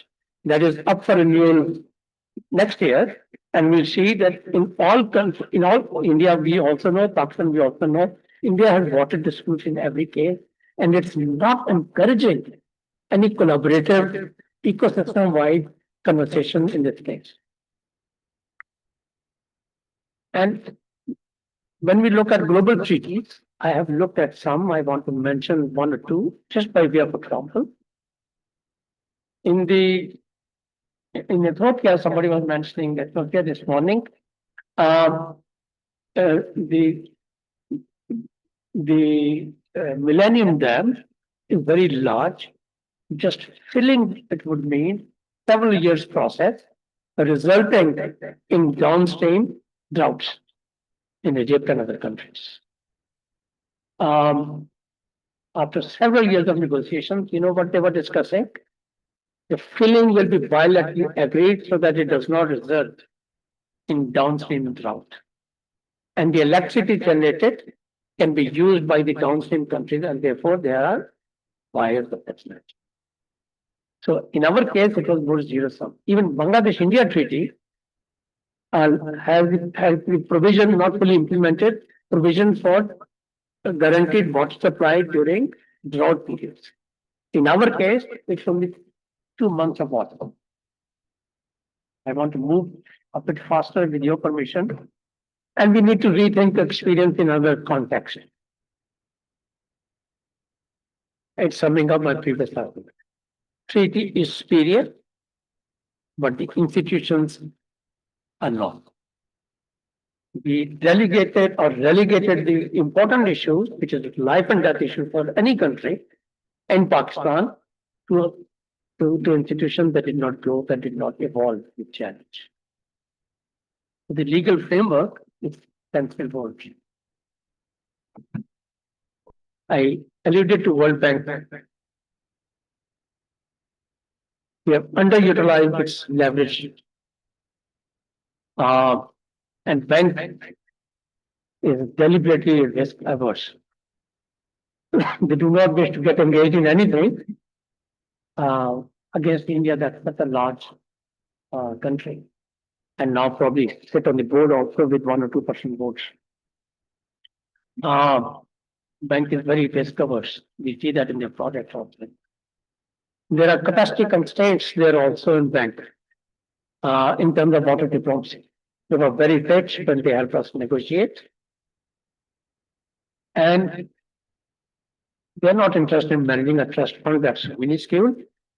They would rather have development lending, which in a country like Pakistan is about $2 billion a year or more in coming years.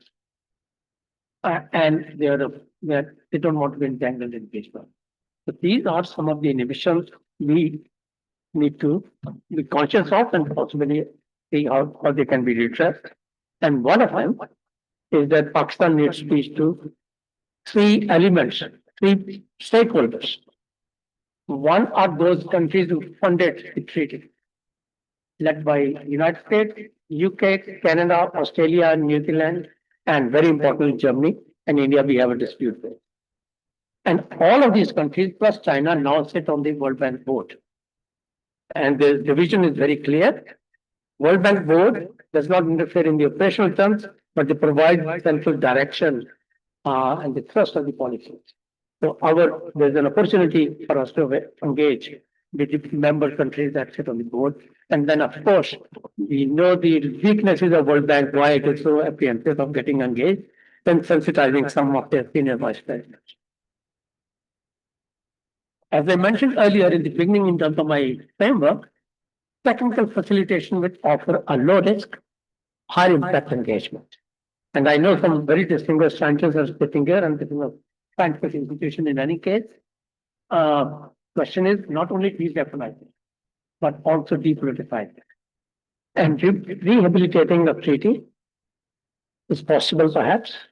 Nobody can guarantee future. Prediction is a dangerous business, especially when it deals with future.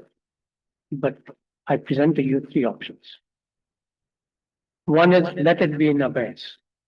As somebody said, some of the speakers said, there's no immediate threat. India cannot cut our water, and we are fine. Its cost will be indefinite, unaffected. And then there will be escalation risk.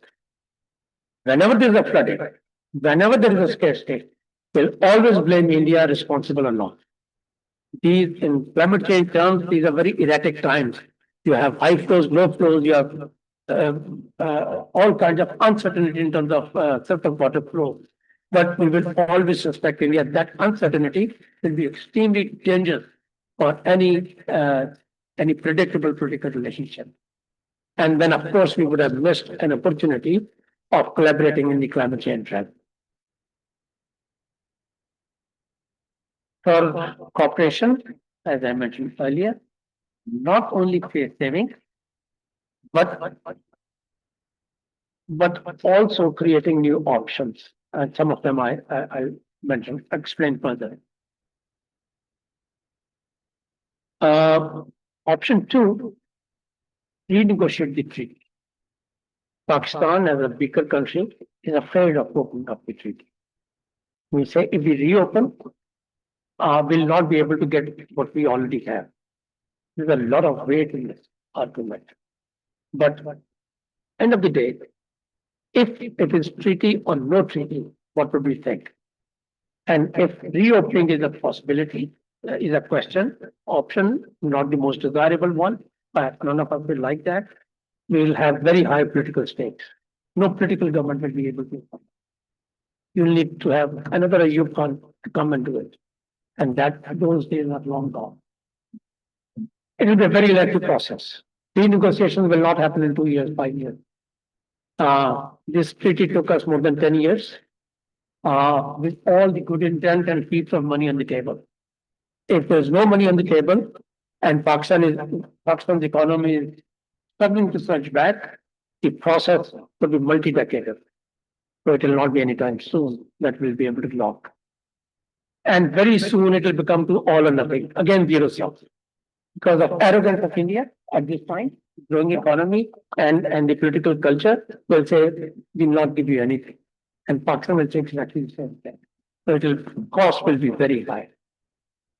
But if they are able to engage in a meaningful process with the help of any mediation or good luck or whatever, I don't know what that is, there can be chances of some comprehensive modernization of the treaty. And climate elements can be brought in, which will be overriding element in coming years. And the probability of success may not be extremely high.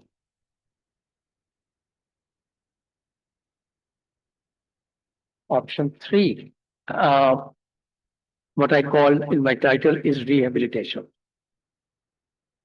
And that has shape in article that I referred to earlier, that provides space for negotiating technical issues, sorting out technical issues. It will require moderate diplomatic investment. You leverage your global relationships to the extent that you can to de-escalate the situation. In the process, you will say that we'll set up some working groups or technical groups. Those groups start meeting at a neutral place or each other's countries, wherever it is viable, even if it's online, even if it is a meeting at the secretary's level, not much at the beginning, then this kind of moderate investment breaks the present deadlock that we are in. And this can also help us address the issues, some of the issues that I mentioned, and provide possibly a pace saving to Mr. Modi's government or any other player in India who will say, okay, the treaty is still abiding, but we are trying to find out what needs to be done. It will be replay of in Kashmir-like situation, whereby only a few weeks ago they were saying we'll never negotiate, but ended up talking about that and making an issue an international one. In this instance, exactly the same thing can happen. Both sides can agree to an extent that the treaty is abiding, but we are meeting for certain clarifications, and that is a building block that Pakistan too needs to hopefully capture. Now,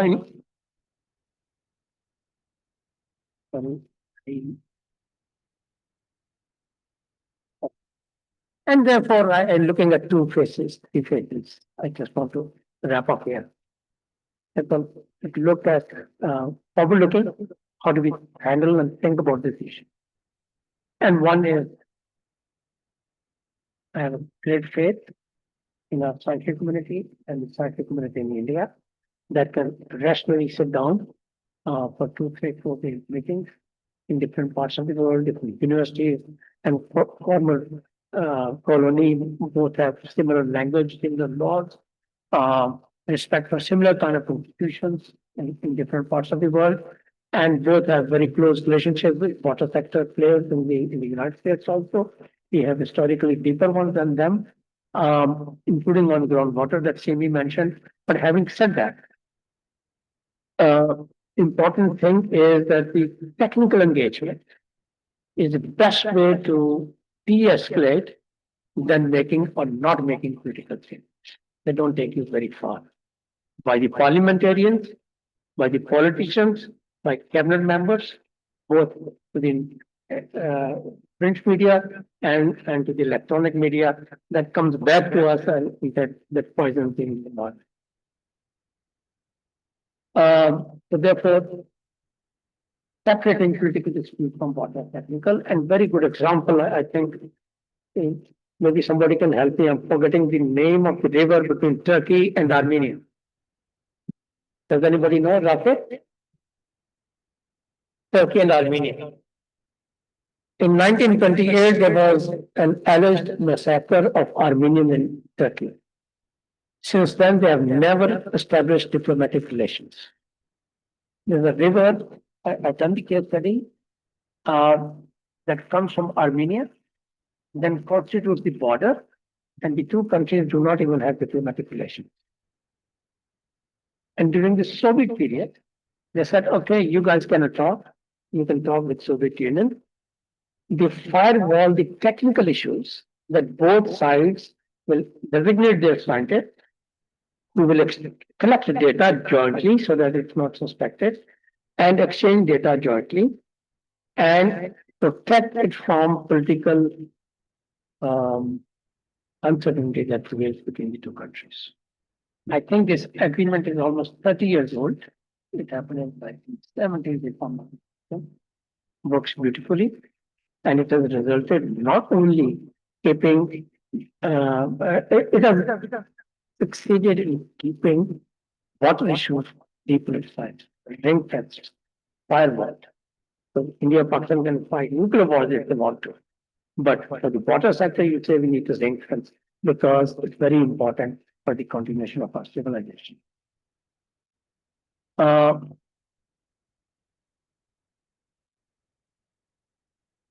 Just one side element, there's not an element of climate change, unfolding climate change in South Asia or in the world that does not require research, that does not require data sharing, that does not require discussions on agreement on the methodologies followed, and that forbids or that will not benefit the other side if the data is shared.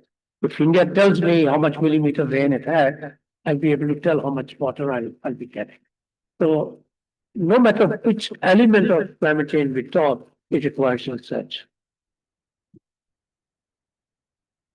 And that brings me again to Article 7.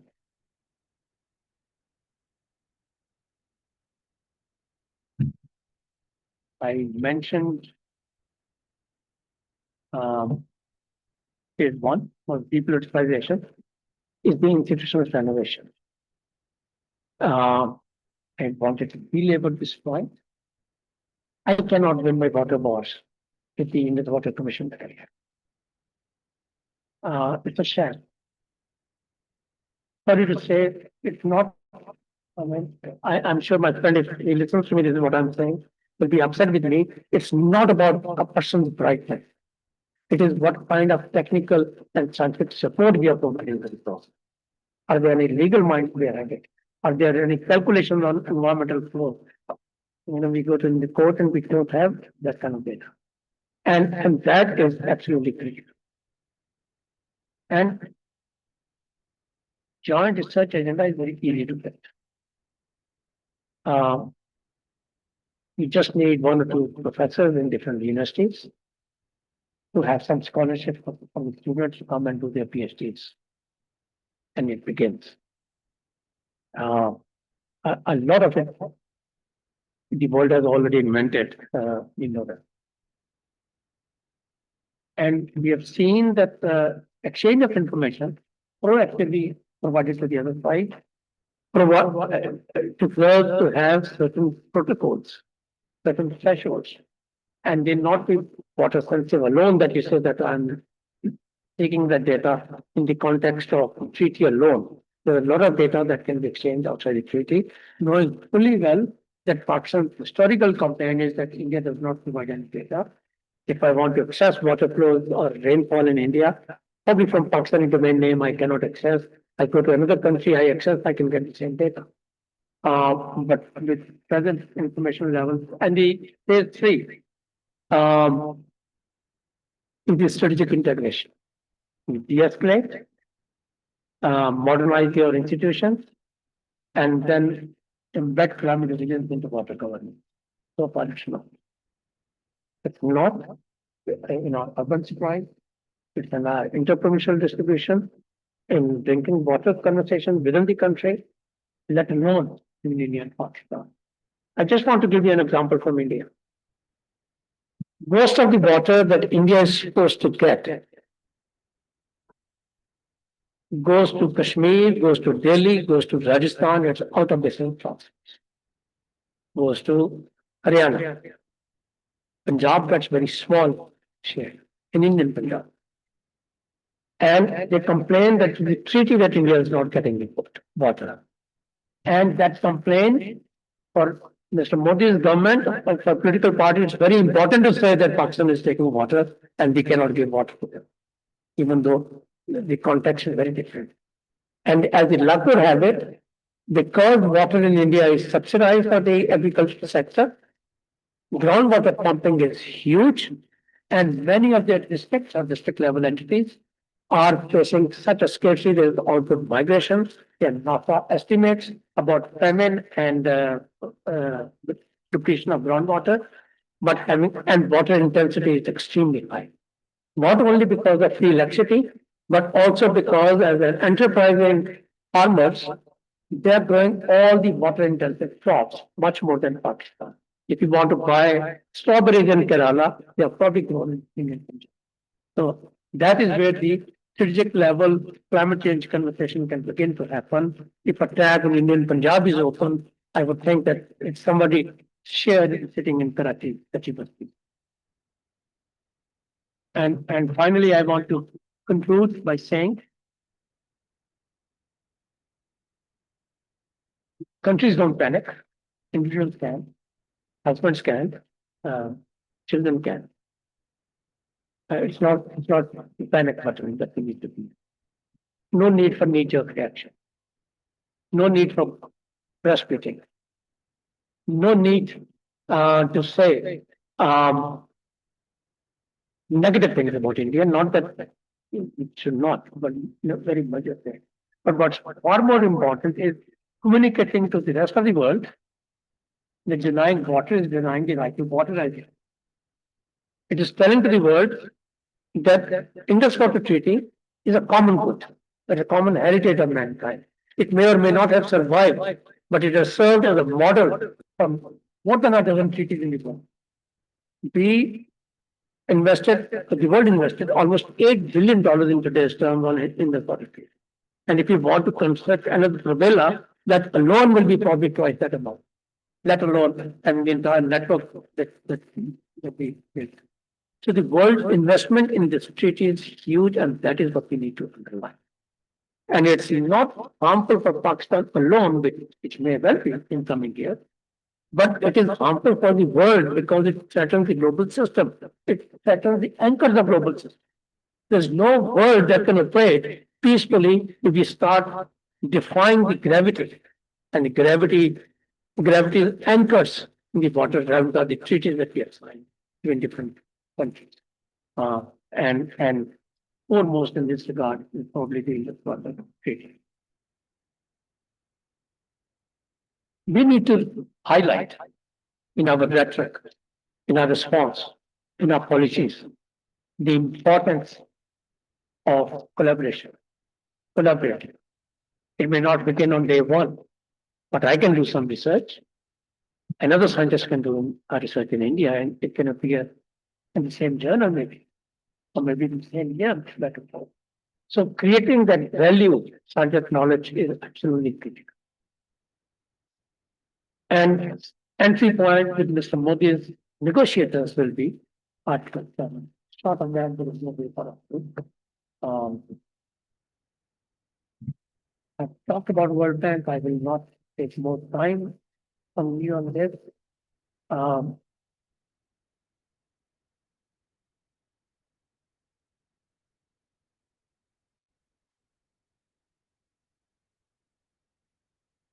a strategic level conclusion in my mind, but more important than starting the negotiations with India at this time, for taking to the court of law, arbitration court, is creating a sense that the cooperation in water sector will be.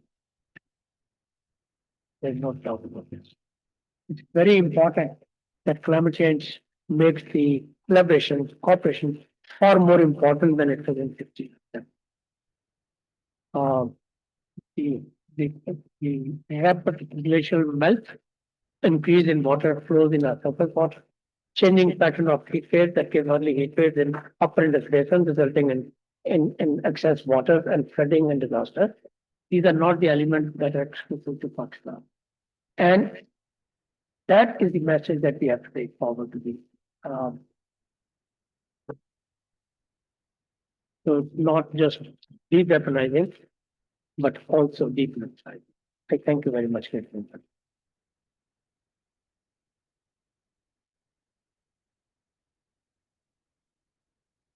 Thank Correct. Yes. My apologies, I had to run a commercial. Dr. Saab, आपने भी आके यही करनी है. Many of you have worked with Dr. Qasim Jan, who till very recently was at the Academy, Pakistan Academy of Sciences. And he, together with other authors, had produced a very meaningful volume on water issues in Pakistan, on Indus water systems. From Tibet to Indus Water Treaty, it's something that deserves a mention. Thank you. और ये तो नहीं है, ये तो मेरी है.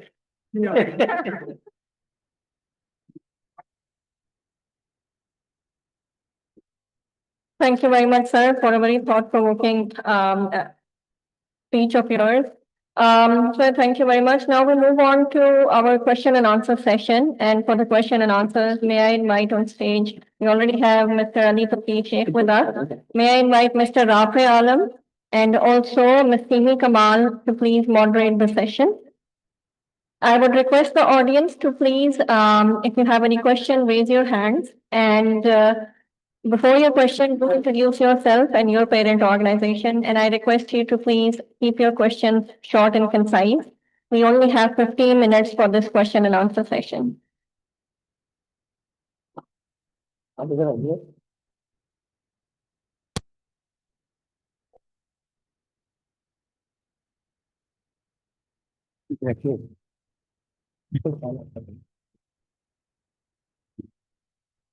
So, Assalamu alaikum. Again, Khawateen Hazrat.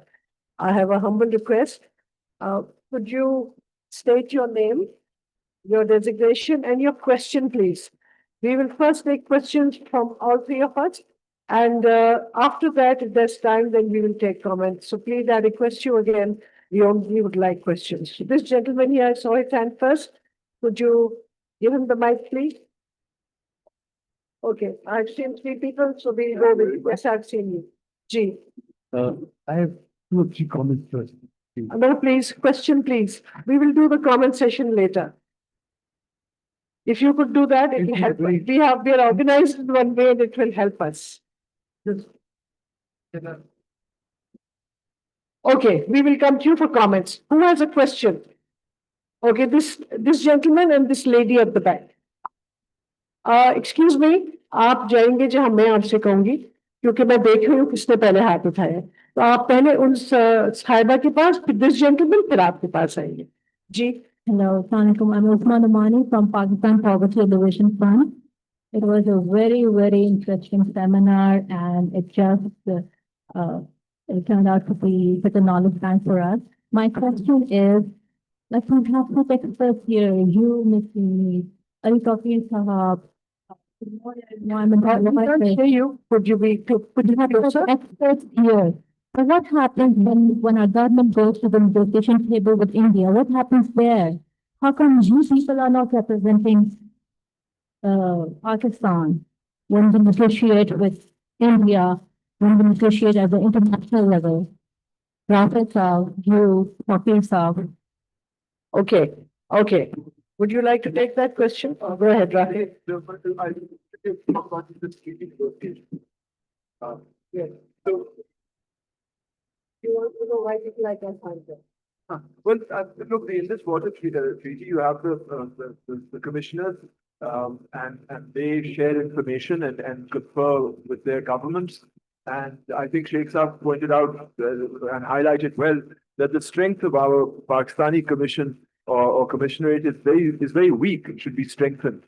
I'd happily help out if they ever ask for my support in that. But a lot of what the treaty requires is just I mean, please forgive me, it's not terribly technical. You don't have to be an engineer to negotiate the treaty. You have to share information on water flows. India has to share designs on proposed dams. The commissioners take that information and should have a team underneath them that can really crunch the numbers and provide support. But beyond that, we're all here, welcome. And we have been asked on occasion, and we've been asked many times to work with the government of Pakistan, and Sheikh Saab works very closely with them as well. So it's not like we're not asked either.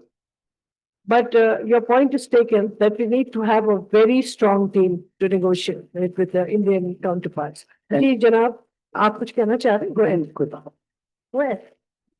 It's just that I really believe that water negotiations are not military negotiations. They don't need to be secret. We need to know what is India's position. We need to know what is our position.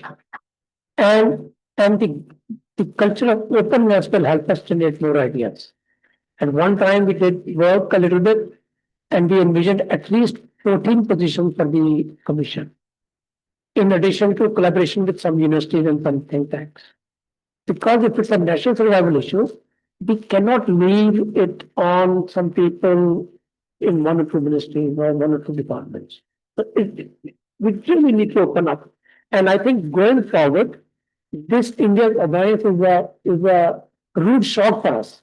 That if we ever come back to us, what are our reflections? How would we manage our water resources? So there have been a number of track 2 dialogues that have been going on for decades. And I think that perhaps they need to be reinvented. Okay, this gentleman over here, please, the mic le jaiye.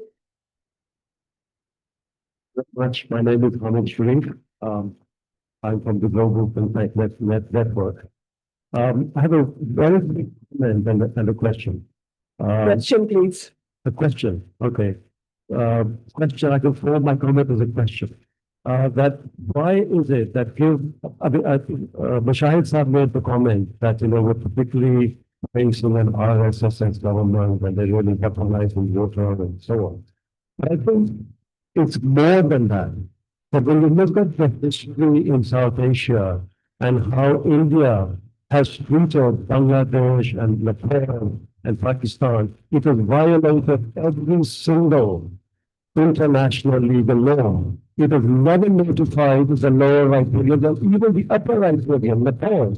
Every time it makes a structure on the rivers to the point that Nepal has been flooded because of Indian action. So there is a pattern there. It is not just the RSS. I don't think we should dismiss that. So what that to me suggests is that Pakistan should take a regional diplomatic approach and going out to the international community and exposing that the Indian failure to obey. My related question is that, we should not, and I thank Slimi and Rafael Saab for clarifying this, that we can sit quite comfortably because the geography in a way secures our water rights. But on the other hand, there's also an argument that when we negotiated the Indus Treaty in 1960, we also gave away rights, right? Okay, thank you. Therefore, are we not better off without that treaty? Thank you. We already said that in our presentation that we did give away those rights. And that is why India has been able to capitalize on them. I equally agree with you, and I think I did mention that here, that India's size makes it the regional bully. And so we have to make common cause with all the other countries in the region. And when I showed you a map about the roof of the world and where all the different river basins are, and they have sorted out their problems in different ways. Yes, I think that is certainly, we have to have many tools in our arsenal, and certainly that is one of them. Thank you. This gentleman, Inko Dije. I'm Hamid Ahmed, Dr. Hamid. Louder, please. Could the sound people fix it? Because we can't hear what they are saying. Hamid Ahmed, Institute of Science and Technology. My question is that the chief of World Bank, who is looking after the settlement, Mr. Banga, who is probably Sikh national, has just uttered that this treaty cannot be altered unilaterally. While one party is explicitly uttering that we'll violate it, we'll do this, you can say what further that, for example, some illegal statements are being said, what are the implications of his statement for us? Okay, thank you. You could take that.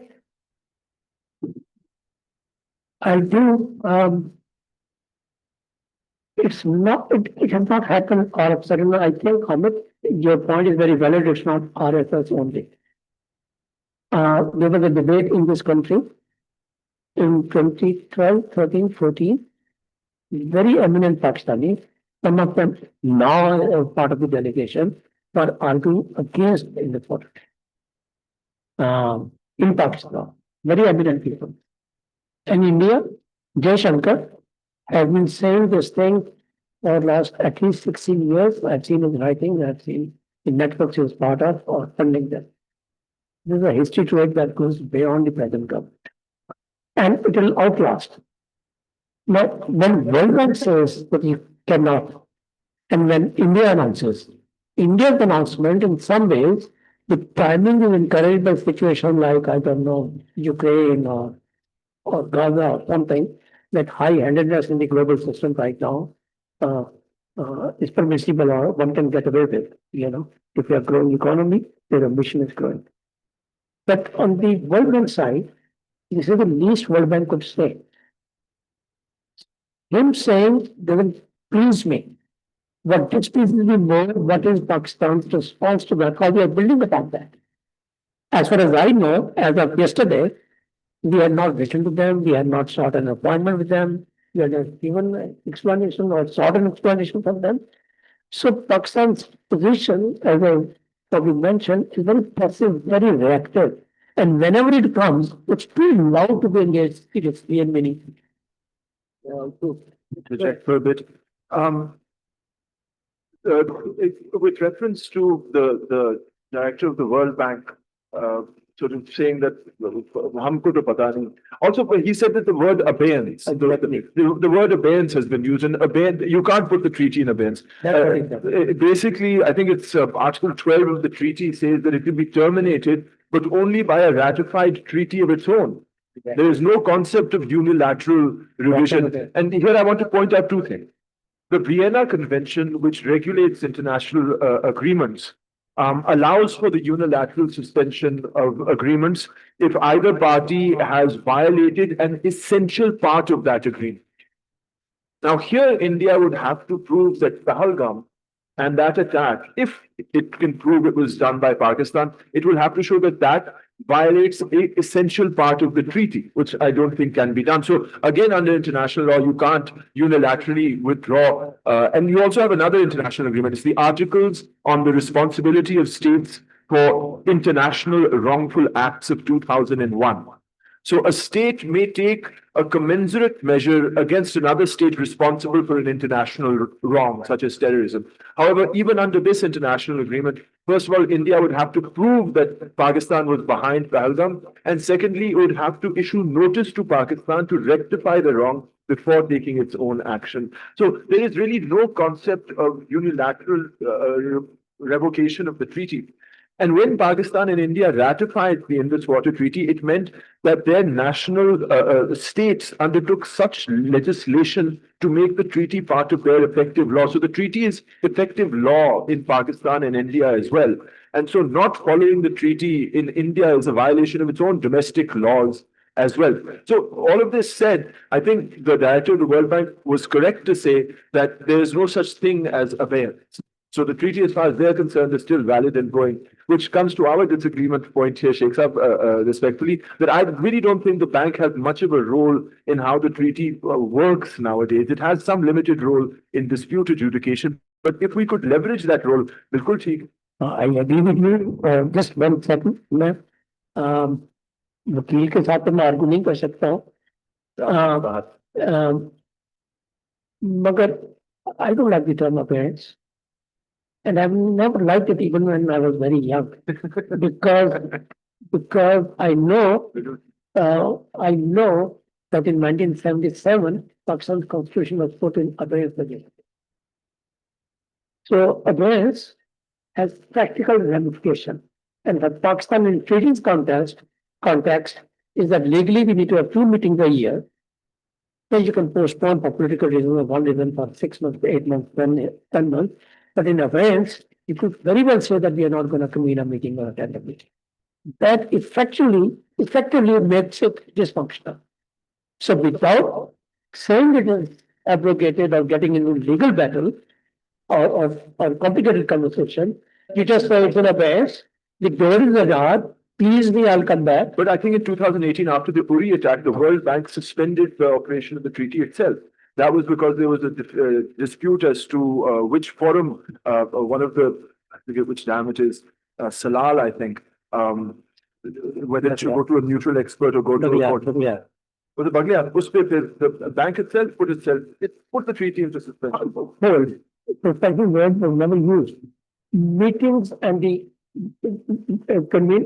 आप फरमाइएगा शौकत साहब इस पे, the meetings are put on hold will convene when the issue is resolved. Because otherwise there is no point in calling the meeting. If somebody is saying I need a neutral expert, the other one is saying court of arbitration. Okay, thank you. Anybody from this side has a question? GM Command might budget. And then after this, 2 more questions, and then we'll come to comments. Ji, go ahead. My name is Dr. Saima Hashim. Zor se boliye, please. My name is Dr. Saima. I'm working at the World Bank, consultant on as environmental consultant.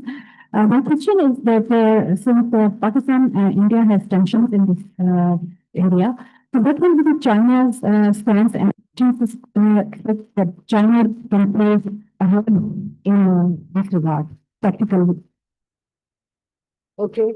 Would you like to take? All I can say, I'm not an international relations expert, but the sort of growth of international transboundary water law suggests that in any, they use now the word not basin, but watercourse, that any watercourse convention should have all the watercourse states of that watercourse as party to the agreement. And what that would mean for the Indus is if you wanted to have such a treaty using international law principles as they stand today, then India, Pakistan, Afghanistan, China, and maybe Nepal would all be part of the agreement. I mean, that's as much as I can say, but it would really depend on international relations experts to talk about the practicality of that. I mean, given the fact that at least since 1971, since the Simla Agreement, India's foreign relations stance has been that it will only negotiate bilaterally and not multilaterally.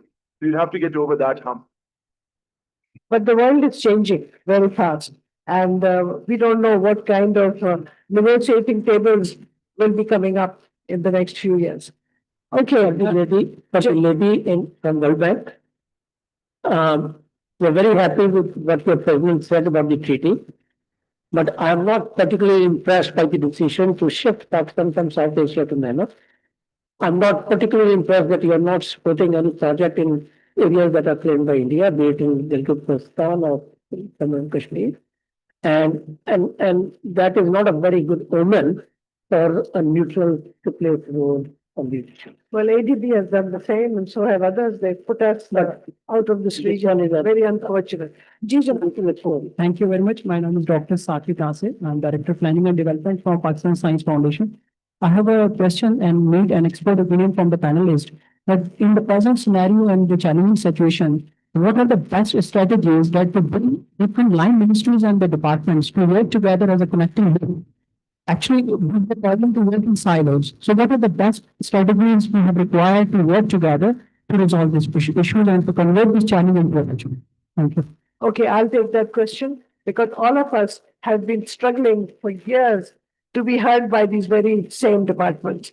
So I think firstly, we have to be very clear what we as a nation want. Okay, I believe we have to be confident. We have to know what India can do and what India can't do.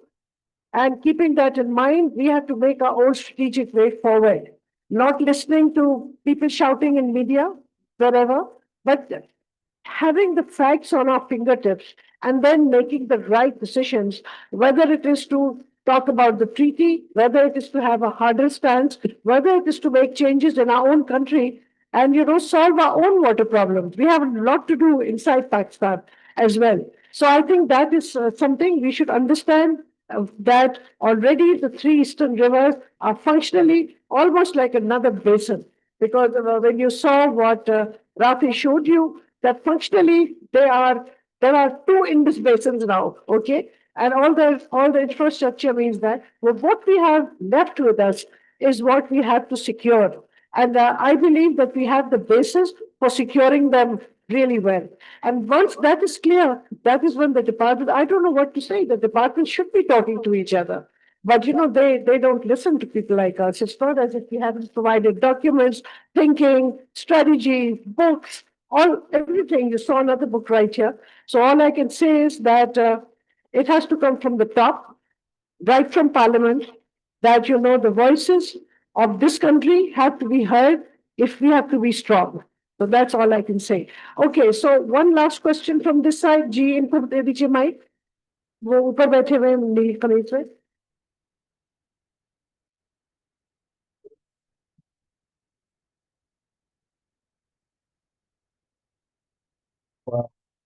My name is Zairul Rahman. I am a student at MS in Media and Communication Department at International Islamic University. I have a question and the recent conflict between Pakistan and India, that India will make the Indus treaty, and our neighboring country, especially China's China's statement about the this Indian Indus and ended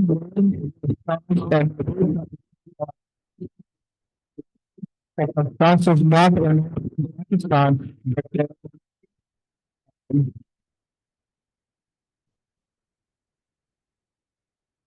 Well, if you look at China's, you look at the Mekong River, which emerges from the Tibetan Plateau and flows through 5 different countries. China's development of infrastructure, water infrastructure, dams on its territory on that river has significantly reduced and diminished water supplies in Vietnam and in other downstream countries. India's plan to use waters of the Brahmaputra, or the Tsingtao as it's called in China, without a treaty with India will significantly impact flows into India as well. China is a mean upper riparian, is what it is. And this just underscores the need for cooperation and transboundary agreements where equitable utilization can find common ground in a win-win solution for all riparians. I mean, remember, the Danube River in Europe runs through 9 different countries, and they all share it. It's a waterway, it provides economy, it provides recreation, they protect its environment, all through a sharing arrangement rather than an allocation and division arrangement. So it can be done. Okay, thank you. So that's the end of the question answer. I would like to come, please, Mike Kudije, for short comments now. I'll come to you now.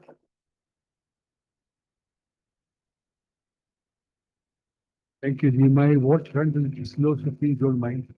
If you could hold it closer, please. Okay. What I want to say is that the title of this seminar was Water Crisis and Indus Water Treaty. So, naturally, they go together, but not necessarily. There is a water crisis even if there was no Indus Water Treaty problem. And the crisis is inside Pakistan. I'll give you an example. When the Indus Basin Treaty was prepared, assigned, it was assumed that the cropping intensity would be 75% only. We crossed 160% in 2016. Cropping intensity. So we need double the water anyway. Next, when we come to water productivity in our agricultural sector, we are one half of India and one fifth of China. So we have a problem within ourselves. When we come to reusing, recycling water, we do zero recycling. 600 million to plus gallons per day in Karachi and Lahore. How much is recycled? Nothing. 90% it is in Amsterdam and over 60% in Istanbul. Water is recycled, reused for household, let's say garden and for agriculture. We don't do it. Now, we talk about aquifers, a very important source of our water. The water supply, the water level has gone down. Also, not just because we are using them, but the Indian side has special incentives for using underground water pumping. And one of the things I want to share with you is that the contamination levels in our water, which goes into the agricultural part, has crossed 200 micrograms per liter, paired with a 10 microgram upper limit set up by the World Health Organization. Also, we're talking about sources of water. Glaciers in Pakistan and the western part of the Karakoram, the Himalayas, there is a global view now, and this is by the GRACE satellite in 2015, run by NASA and others. The glaciers in Pakistan are not really melting as much as they are in Eastern Himalayas. So our main water supply is still there. Now, what we have to do one other thing. We have to stop exporting water. Every time we export rice, we export water. The canals that we have built outside Punjab and other areas, gone into, I think, the Kachi Canal and others, in the desert areas, growing basmati rice there. What for God's sake? We need a water budget for each district, and there only certain plants crops should be allowed to be grown. Then I could say a lot, but I'll just stop here. The storage life of our dams. We've already crossed 60 years for most of them, and they were life of 85, 90 years. The sedimentation is enormous. So storage of water, although it is one of the smallest in the world, only about 20, 25 days of storage in Pakistan, has got nothing to do with the water treating. You just don't store it. You don't clear up the sedimentation. Let's do our homework.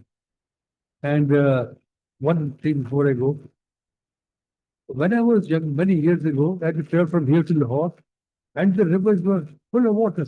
No matter what time of the slightly less during the let's dry season, but always water. Now they have no water. Chenab, Jhelum, Ram. So these are points to ponder. It's not just what's happening across the border, it's what is not happening inside Pakistan. Thank you so much. I think all three 100% agree with you. And that's why I pointed out at the end that this crisis and the other crisis is within Pakistan, that we have to recognize everything you've said is completely true. In fact, if I were to say today, what is the biggest challenge of the Indus Basin? It is the silt collection. It is the lack of drainage. It is the waterlogging and salinity. We have destroyed our institutions that used to take care of these. So yes, we agree. Okay. One technical remedy that has emerged in the last 25 years is a laser line leveler. Came out of our lab in Nellore. Now about nearly 20,000 have been sold in Pakistan. It reduces water use by 31 to 33%. And because the land is properly leveled, because we do flood irrigation in Pakistan, so the fertilizer and the whatever it is, also spread and it spreads uniformly. And the yield goes up to by 16 to 18%. Okay, thank you for sharing that. Yes, there are many technologies that we can use, which we have failed to do so far. But those are the things we have to do to make ourselves strong and to be strong enough to face the adversaries. That's also important. Jinadra Sava? No, we're not asking for foreigners. We can do it ourselves. Nadra Sava? No? Okay, any other comments? This gentleman, okay, these two gentlemen here. वो पीछे बैठे उनको पहले दे दें फिर उनको दे दीजिएगा. Yes, the mic is there. My name is Dr. Bilal. I'm working in the water sector and I am from ADB. So I work on the Nile River and I work on the APTAPS written in the US as well. So, okay. So I have one question and one comment. My question is like, we need some kind of people who have international experience as well, have a understanding of the industry as well. So those work here, how we can attract those kind of people. So we need those people, how government can attract those kind of people, those who have the international experience, those are articulate, those who know how to deal internationally, and but they know the system of Pakistan very well. That is my question. And my comment is, so we worked on the in the water treaty a lot, so to see how it can impact. And thank you so much. I will appreciate if you have an earlier presentation. Your presentation help us to get the real message because we don't want to be confused here. So in this water treaty, abeyance will impact Pakistan. There is no way it will not impact. It will impact. We have 3 rivers, but the control they have on 38 MF out of 32. We have a reduction in the flow from last 10 years in the 10%. And we have the most vulnerable is the Marala, so the Chenab. So Chenab, we have a 2-link canal system here. So they are there, the UCC and the upper Marala. So we can impact, they can impact 92 million USD through the Pakistan only in one season. If even they don't use the under solutions of the Baghdad, those are 5. So they have, and the main objective of the India is to put in this situation because they want to build a reservoir. So they are planned 40 on the Chenab and 8 are under construction. Once they will be completed, so there will be a storage of 3.8, 3.6 MAF. So once they have the control, they can maneuver a lot. So this is my comment, and I would like to have an answer on the first question. Thank you. Okay, who would like to take that? I just remember the comment. Benign Janab bill, it costs about what, $5 to $7 billion to build a dam. Build it. How much storage are you going to put there? Build it. I saw actually when the Baghdad was completed, India, when it was filling up the Baghdad, it stopped water for 6 days. It was a breach of the treaty for which India incidentally acknowledged and apologized. So the Baghdad, without siltation, can hold about 6 days of water. That's the limit of the storage supply that they can impact on the Chenab right now. What influence on the Chenab can they, without building a dam, over the next 5 or 7 years, can they exercise today that has any great impact on the flows of the river, which we can't compensate for with technology or our own prowess? There is very little harm-wise presently that India can do on the Chenab or any other river system. Harm, they can build if they want to. They'll spend a considerable amount of time and money to build storages in an area where there's no agriculture. ठीक है, Chenab Valley में आप storage बना दें. Who does agriculture there? Are you going to tunnel bore through a mountain to provide water somewhere else? That much money and time will be spent, and by the time it's spent and ready, the glaciers will have melted because of climate change. So you have to assess the risk against what the scenario, the real environmental and geographical context that this is operating. Okay, do you want to? Gee, yeah. I think this is a fundamental question. Thank you. It's probably the most important question. I want to draw your attention to the World Bank's last book on Pakistan water. Getting more from water, meaning by increasing productivity. More interesting than the book itself, which is very comprehensive and solid scientific work, is its bibliography. There are not dozens, I should not say hundreds, but let me say to be more conservative, dozens of authors cited, all of them Pakistanis. So and that was the strongest point when I saw that in that book. Expertise की आपको कमी नहीं है, आपकी absorptive capacity की कमी है. We cannot retain and fully use that. I just want to question, man, with your permission, Dr. Shaukat's point. Dr. Shaukat, आपने कहा था क्रॉप इंटेंसिटी के बारे में कि अब दुनिया बदल गई. Our courts population जिस तरह से 3 times हो गई ज्यादा हो गई। उस किताब में से भी आपको नजर आएगा जिसका वो मैंने रेफर किया है। Pakistan has more per capita water than any of its neighbors. Iran, Afghanistan, China, India, all included. It's more per capita than Germany. It's just that our productivity is very low. But जब doctor Shaukat ये कहते हैं कि productivity कम है, तो that is not treaty's fault. It is the pricing structure of water. आपके एक dam पे जितना खर्च होना 14 बिलियन से 18 बिलियन डॉलर, उससे 1/4 के ऊपर इस्तांबुल एयरपोर्ट टर्की को ज्यादा income they. And I've never seen a study how much, what will be the water pricing after I complete a dam. You're providing, investing money that we don't have to create a dam, to provide subsidy to rich farmers with taxpayers' money, borrowed money. That is not a winning proposition. So that's interesting discussion. Separately, if between now and 2047, if Pakistan begins to save 1% of its water annually, it will be a saving of 28%. If we save 2%, it will be saving of 68%. So even if water supply diminishes, only with the help of improved productivity, we can manage a crisis in a much more serious way. Okay, so with that, sorry, I have to close this session. I've been reminded. And then I know there are many hands. Do you want me to continue?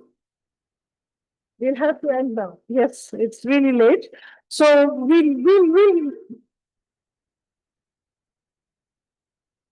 No, we can't. The chairperson has said that we have to close now. Okay, could you do it very short, please? Sir, water storage is not made that 6 days stoppage of water. It is stored, utilize it somewhere else, not in the mountains. There is one message.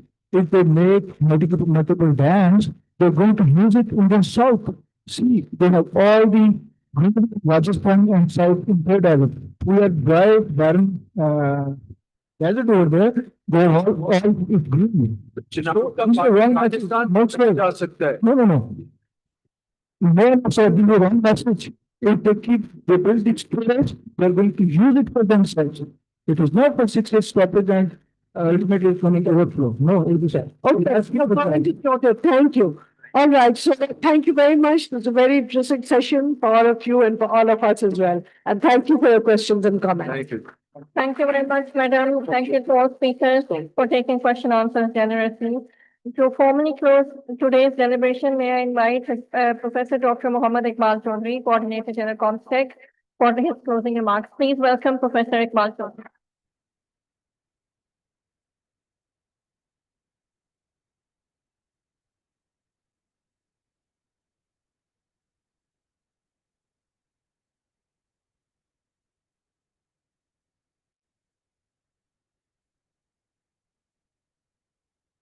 Let me tell you that I'm not going to read these 4-page speech now. But let me thank Honorable dear sister Nada Pinwani Sahiba, the chairperson of Karachi Council for Foreign Relations, for giving us the opportunity of hosting this wonderful event at the Comstech. Here we discussed and we found that this is the most influential platform where you can actually convey the message of Pakistan. It is a very important institution, and anything which was discussed today, this morning, is now in the process of translation into 50 different languages through UNA, which is Union of National Agencies of the OIC. So it's an extremely important platform for us to convey the message. And I'm so absolutely delighted that we had a wonderful discussion by leading experts and a very lively discussion followed by Kusimi Kumar Sahiba, Chairperson, Hisar Foundation. She is our water person. And we are so fortunate that she is actually helping us in many of the water issues because comstech play a very important role in OIC water vision.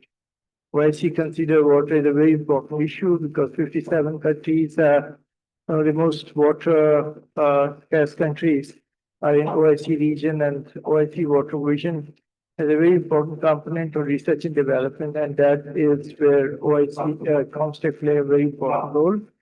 Zubair Ashir Saab, a very dear friend of ours, always been a very great support of us.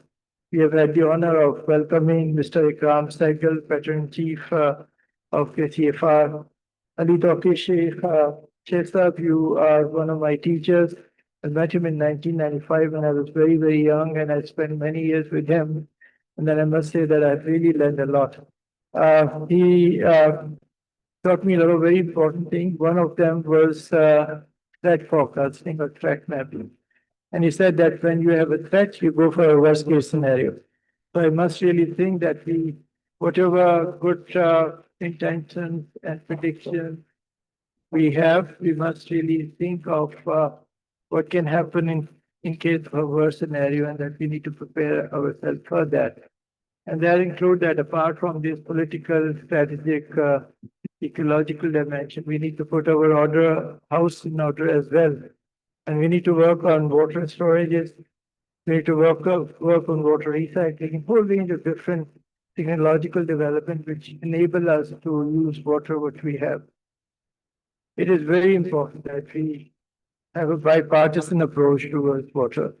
That should not be made a political issue. And I must also comment on that the negotiation on Indus Water Treaty perhaps it's not in our favor. When it was negotiated back in 1960, this was a very different world altogether. Pakistan took in a very different position. Today is altogether a different situation. We need to make sure that we use all legal instruments, as Dr. mentioned, and all political leverage and regional alliances to make sure that we do not only lose in this battle. I wish to remind you that the Indian leadership, regardless of their political, ideological dimension, has always been very, very, negative to Pakistan all the way along. And that we expect any change in leadership would actually change their behavior toward Pakistan is perhaps it's just a wishful thinking. And I wish to remind you a very interesting story. Back in 1962, during China-India War, Nepal, in a tremendous goodwill gesture, has provided certain areas of Nepal as a defensive measure for the Indian force. It took Nepal 11 years to get them located. And among them, Kala Pani, which is the source of Mahakali River, was never located. So you think that, India, that was a way of thanking Nepal for helping India at the most turbulent time, that India transformed itself from lower riverian country to upper riverine country. So it is very, very obvious that we need to have a very different approach towards that. I used to have a friend, Ismail Sarageldin, the vice president of World Bank, and he wrote many books, and he was one of the leading experts in resource management. And one of his very important predictions was that the war in next century will be fought on water. This is exactly what is happening everywhere. And then since I was involved with him in the establishment of Alexandria Library in Egypt, we used to meet very often, and he mentioned something very interesting. He said that you probably have to fight war with only one country. Egypt will have to fight war for half of the African continent. And he was referring to 9 upper riverine countries of Nile So you see the dimensions all over is very different. India has done with Bangladesh is historical fact. Out of 54 rivers which India share with Bangladesh, 30 of them are almost dry. India built multiple dams and hydroelectric projects. So we cannot really and we should not expect that we would have anything good coming from them and that we have to really work very, very hard to understand different dimensions and to have various forums as well as indigenous capacity building to handle this problem. I would like to thank all of you for being part of this extremely exciting discussion and this event. But I was actually reading something very interesting, and that was mentioned by Indian founding father Mahatma Gandhi. He said, the earth, the air, the land, and the water are not an inheritance for our forefathers, but on loan from our children. We have to hand over to them at least as it was handed over to us. We don't really expect all the thing forever to follow this, but we can only hope that sanity prevails and something good will good happen. Thank you very much. Thank you.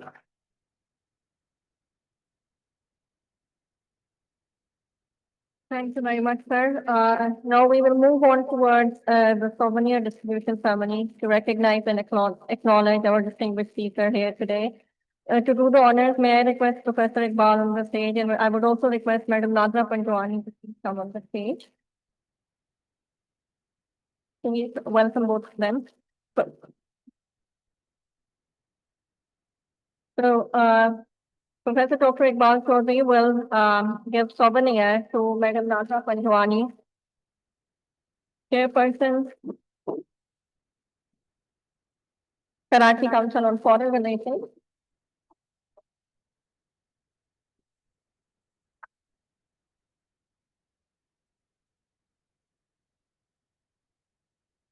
Next, I would request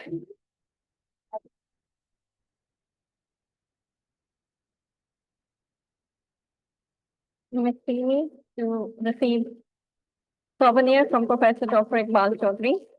Please acknowledge their contribution with your claps and applause.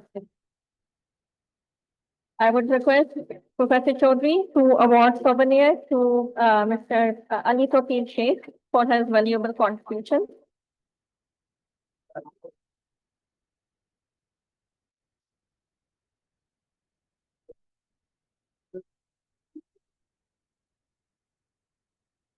I would now request Professor Iqbal to please give souvenir to Mr. Rafi Alam.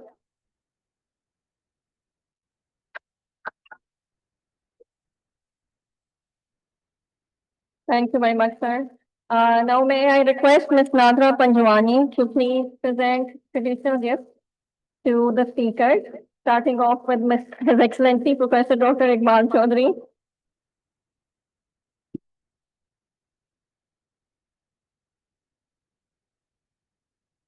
Kindly clap for all our speakers. Next up, Ms. Simi Kamal to please receive the souvenir from Madam. Mr. Rafi Alam.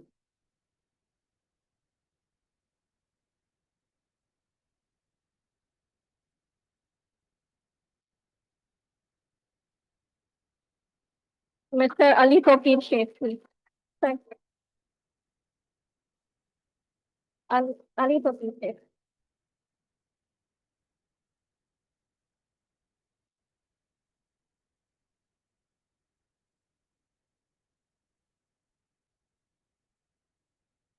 Now I would request, one group photo, please, with the address.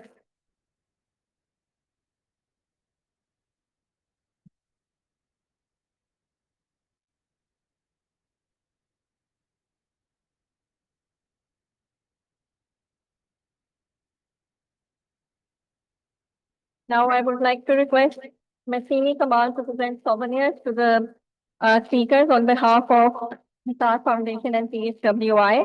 First up, Ms. Nadra Panjwani.